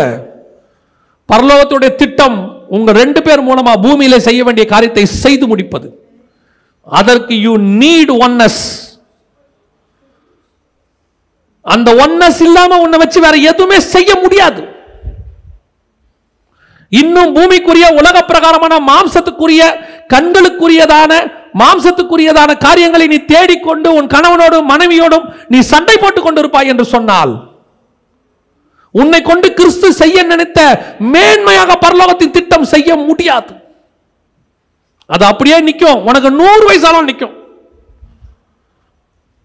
அதுக்கு தான் ஆண்டவர் ஒன்னஸ் உங்கள்கிட்ட எதிர்பார்த்துட்டு இருக்கிறார். உங்க 2 பேருக்குள்ள ஒன்னஸ் வந்தா மட்டும்தான் ஹெவனுடைய மிகப்பெரிய திட்டத்தை கர்த்தர் உனக்கு வெளிப்படுத்தி கொடுப்பார். ஆனா உங்களுக்கு ஒன்னஸ் இருக்கு. எதுல இருக்கு தெரியுமா? கிறிஸ்துவுக்கு விரோதமா சிந்திக்கிறதுல இருக்கு. 2 பேருக்கும் ஒரே ஒன்னஸ். எப்படியாவது வரதை வச்சு சம்பாரிச்சு வீடு கட்டிடணுங்க சாவறதுக்குள்ள. இது கிறிஸ்துவுக்கு விரோதமான ஒன்னஸ். எப்படியாவது அமெரிக்கால போய் செட்டில் ஆகிங்க, அங்க நம்ம பிள்ளைகளை படிக்க வச்சுங்க, சாகும்போது நம்ம அமெரிக்கனா சாகணும். இது கிறிஸ்துவுக்கு விரோதமான ஒன்னஸ். நீ அமெரிக்கா போகிறது கிறிஸ்துவுக்கு விரோதம் இல்ல, கிறிஸ்து சொல்லாமல் போகிறது கிறிஸ்துவுக்கு விரோதம். உன்னை தேவன் எதுக்கு வச்சாரோ அந்த திட்டத்தை கண்டுபிடி. கணவனும் மனைவியும் சேர்ந்து அதை செய்யுங்க. அப்படிப்பட்ட கணவன் மனைவி இருக்கிற வீடு தான் ஒன்னஸ் ஆன வீடு. அப்படிப்பட்ட கணவன் மனைவி இருக்கிற சபை தான் ஒருமனப்பட்ட சபை. யோசித்து பாருங்க, சபைக்குள்ள எல்லா கணவனும் மனைவி இப்படி ஒன்னஸோடு கூட இருப்பாங்கன்னா, அந்த 120 பேர் சபைக்குள்ள இருந்தா அந்த சபை எழுப்புதலுக்கு காரணமான சபையாக இருக்கு. உங்ககிட்ட கர்த்தர் அதைத்தான் இப்ப எதிர்பார்க்கிறார். அதான் எதிர்பார்க்கிறாரு. ஆண்டவர் உனக்கு ஒரு பெரிய திட்டத்தை வச்சிருக்கிறாரு. மோசேக்கு நோவாவுக்கு கர்த்தர் ஒரு பெரிய திட்டத்தை வச்சாரு. அந்த திட்டத்தோடு அவன் மனைவி ஒத்து போனதுனால இந்த உலகத்தில் உள்ள சகல ஜீவராசிகளும் காப்பாற்றப்பட்டது. அதோடு கூட உன் குடும்பமும் காப்பாற்றப்பட்டது. அந்த திட்டத்தை, அந்த ஹெவன்லி பிளானை 2 பேரும் சேர்ந்து செய்யணும். ஆபிரகாமுக்கு பரலோகத்தில் ஒரு திட்டம் இருந்தது, அது சாராளோடு கூட சேர்ந்து இருந்தது. அதை 2 பேரும் சேர்ந்து செய்யும் போது ஈசாக்கு கிறிஸ்துவின் சந்ததியை உருவாக்குறவனாய் மாறினான். அதுதான் கர்த்தர் உங்ககிட்ட கேட்கிறாரு. உலக பிரகாரமா கணவன்கிட்ட சின்ன சின்ன காரியத்துக்கெல்லாம் சண்டை போட்டுக்கிட்டு இருக்காதீங்க. ஒருவேளை மனைவியால நீங்க நினைச்சபடி இருக்க முடியாட்டி அவகிட்ட சின்ன சின்ன காரியத்துக்கெல்லாம் சண்டை போட்டுக்கிட்டு இருக்காதீங்க. ஏன், நீ எதிர்பார்க்கிற எத்தனையோ காரியங்கள் உன் மனைவி மூலமாக உனக்கு செய்ய முடியாமல் போகலாம். ஆனா ஒண்ணு மட்டும் நினைச்சுக்கோ, இவளை கர்த்தர் எனக்கு கொடுத்தது என் ஆசை இச்சைகளை தீர்த்துக் கொள்வதற்கு மட்டுமல்ல, இவள் மூலமாய் பரலோகத்தினுடைய திட்டத்தையும் சேர்த்து செய்வதற்கு. உன் மூலமாய் உன் கணவன் மூலமாய் உனக்கு கிடைக்க வேண்டிய சில காரியங்கள் உனக்கு கிடைக்காமல் போகலாம். மேபி அடிப்படை காரியங்கள் கூட உனக்கு கிடைக்காமல் போகலாம். ஆனால் கர்த்தர் சொல்றாரு, அது இல்லாவிட்டாலும் பரவாயில்லை, அவன் மூலமாய் உன் மூலமாய் பரலோகத்தில் நான் செய்ய வேண்டிய ஒரு மகப்பெரிய திட்டம் இருக்கிறது. ஆண்டவர்கிட்ட கேளு, ஆண்டவரே எதற்காக என்னை இணைத்தீங்க? நாங்கள் எதுக்காக ஒருமனப்பட்டு வந்தோம்? ஏன் எங்களுக்குள்ள ஒருமனமே வரமாட்டேங்குது? ஏன் எங்களுக்குள்ள பிரச்சனை போய்கிட்டே இருக்கு? ஏன் இந்த பிரச்சனையை பிசாசு கொடுத்துக்கிட்டே இருக்கான்? அவனுக்கு நல்லா தெரியும், நீ அந்த ஒரு திட்டத்தில் நீங்க 2 பேரும் ஒன்னா சேர்ந்துட்டீங்கன்னா உங்களை தடுக்க முடியாதுன்னு அவனுக்கு நல்லா தெரியும். அந்த திட்டத்தை நீங்க 2 பேரும் சேர்ந்து கண்டுபிடிக்க முடியாதபடிக்கு அவன் பிரச்சனை பண்ணிக்கிட்டே இருக்கான். இன்னைக்கு ஆண்டவர்கிட்ட கேளு, ஆண்டவரே எனக்கு இன்னைக்கு நீங்க சொல்லி கொடுத்துருக்கிறீங்க ஆண்டவரே, இன்னைக்கு நான் உட்காந்து கண்டுபிடிக்கிறேன். 1000 குறை இருக்கட்டும் என் மனைவி கிட்ட, 1000 குறை இருக்கும் என் கணவன்கிட்ட, ஆனா எங்களுக்கு ஒரு பாயிண்ட்டை நீங்க சேர்த்து வச்சிருப்பீங்க. அந்த பாயிண்ட்ல நாங்க போய் உட்காடுறோம் ஆண்டவரே. ஒப்பு கொடுப்போமா தெய்வ சமூகத்துல? ஜெபிக்க விரும்புகிறவங்க கரங்களை ஆண்டவர்கிட்ட உயர்த்தி சொல்லுங்க, ஆண்டவரே இந்த நாள் எங்களுக்கு ஒரு பெரிய மாற்றத்தின் நாளாக இருக்கட்டும்பா, ஒரு விசேஷத்த நாளாக இருக்கட்டும் தகப்பனே. இங்க நாங்க யாரும் இங்க பெரியவங்க கிடையாது, சபையில யாரும் பெரியவங்க கிடையாது. கணவனை விட மனைவி பெரியவ கிடையாது. மனைவியை விட கணவன் பெரியவன் கிடையாது. நான் அதிகம் சம்பாதிக்கிறேங்கிற திமிர் மனைவிக்கும் வரக்கூடாது. நான் ஆண் என்கிறதன் அகங்காரம் கணவனுக்கும் வரக்கூடாது. நாங்கள் இணைக்கப்பட்டதுக்கு, நாங்கள் ஒருமனப்பட்டால் மட்டும்தான் எங்கள் மூலயமா கர்த்தர் இதை செய்ய முடியும். ஒப்பு கொடுப்போமா தெய்வ சமூகத்தில்? ஜெபிக்க விரும்புகிறவங்க உங்கள் கரங்களை ஆண்டவருக்கு உயர்த்தி சொல்லுங்கள். ஆண்டவரே, உண்மை சந்திக்க நாங்கள் வரும்போது எப்படி அப்போஸ்தலர்கள் ஒருமனப்பட்டவர்களாக உண்மை சந்திக்க வந்தாங்களோ அதே மாதிரி நாங்களும் வரணும் ஆண்டவரே. எங்கள் சபை வரணும் ஆண்டவரே. ஏதோ ஒன்றை செஞ்சுட்டு உங்களை சந்திக்க நாங்கள் வரணும் ஆண்டவரே. எங்களுக்குள்ள இனி தேவையெல்லாம் நீங்கள் தான் ஆண்டவரே. எங்கள் தேவையெல்லாம் நீங்கள் தான். இங்கே நாங்கள் யாருமே பெரியவங்க இல்லை ஆண்டவரே. எங்கள் படிப்பு பெருசு இல்லை, எங்கள் அந்தஸ்து பெருசு இல்லை, நீங்கள் தான் பெரியவங்க ஆண்டவரே. கடைசியாக உங்களுக்கு விரோதமான ஒருமனப்பாட்டு எங்களுக்கு வரவே வேண்டாம் ஆண்டவரே. நீங்கள் விரும்புகிற ஒருமனம் எங்களுக்குள்ளே வரட்டும்.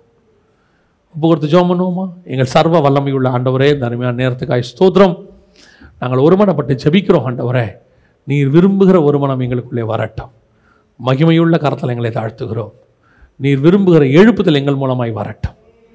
எங்கள் ஆண்டவர் இயேசுவின் நாமத்தில் பிதாவே.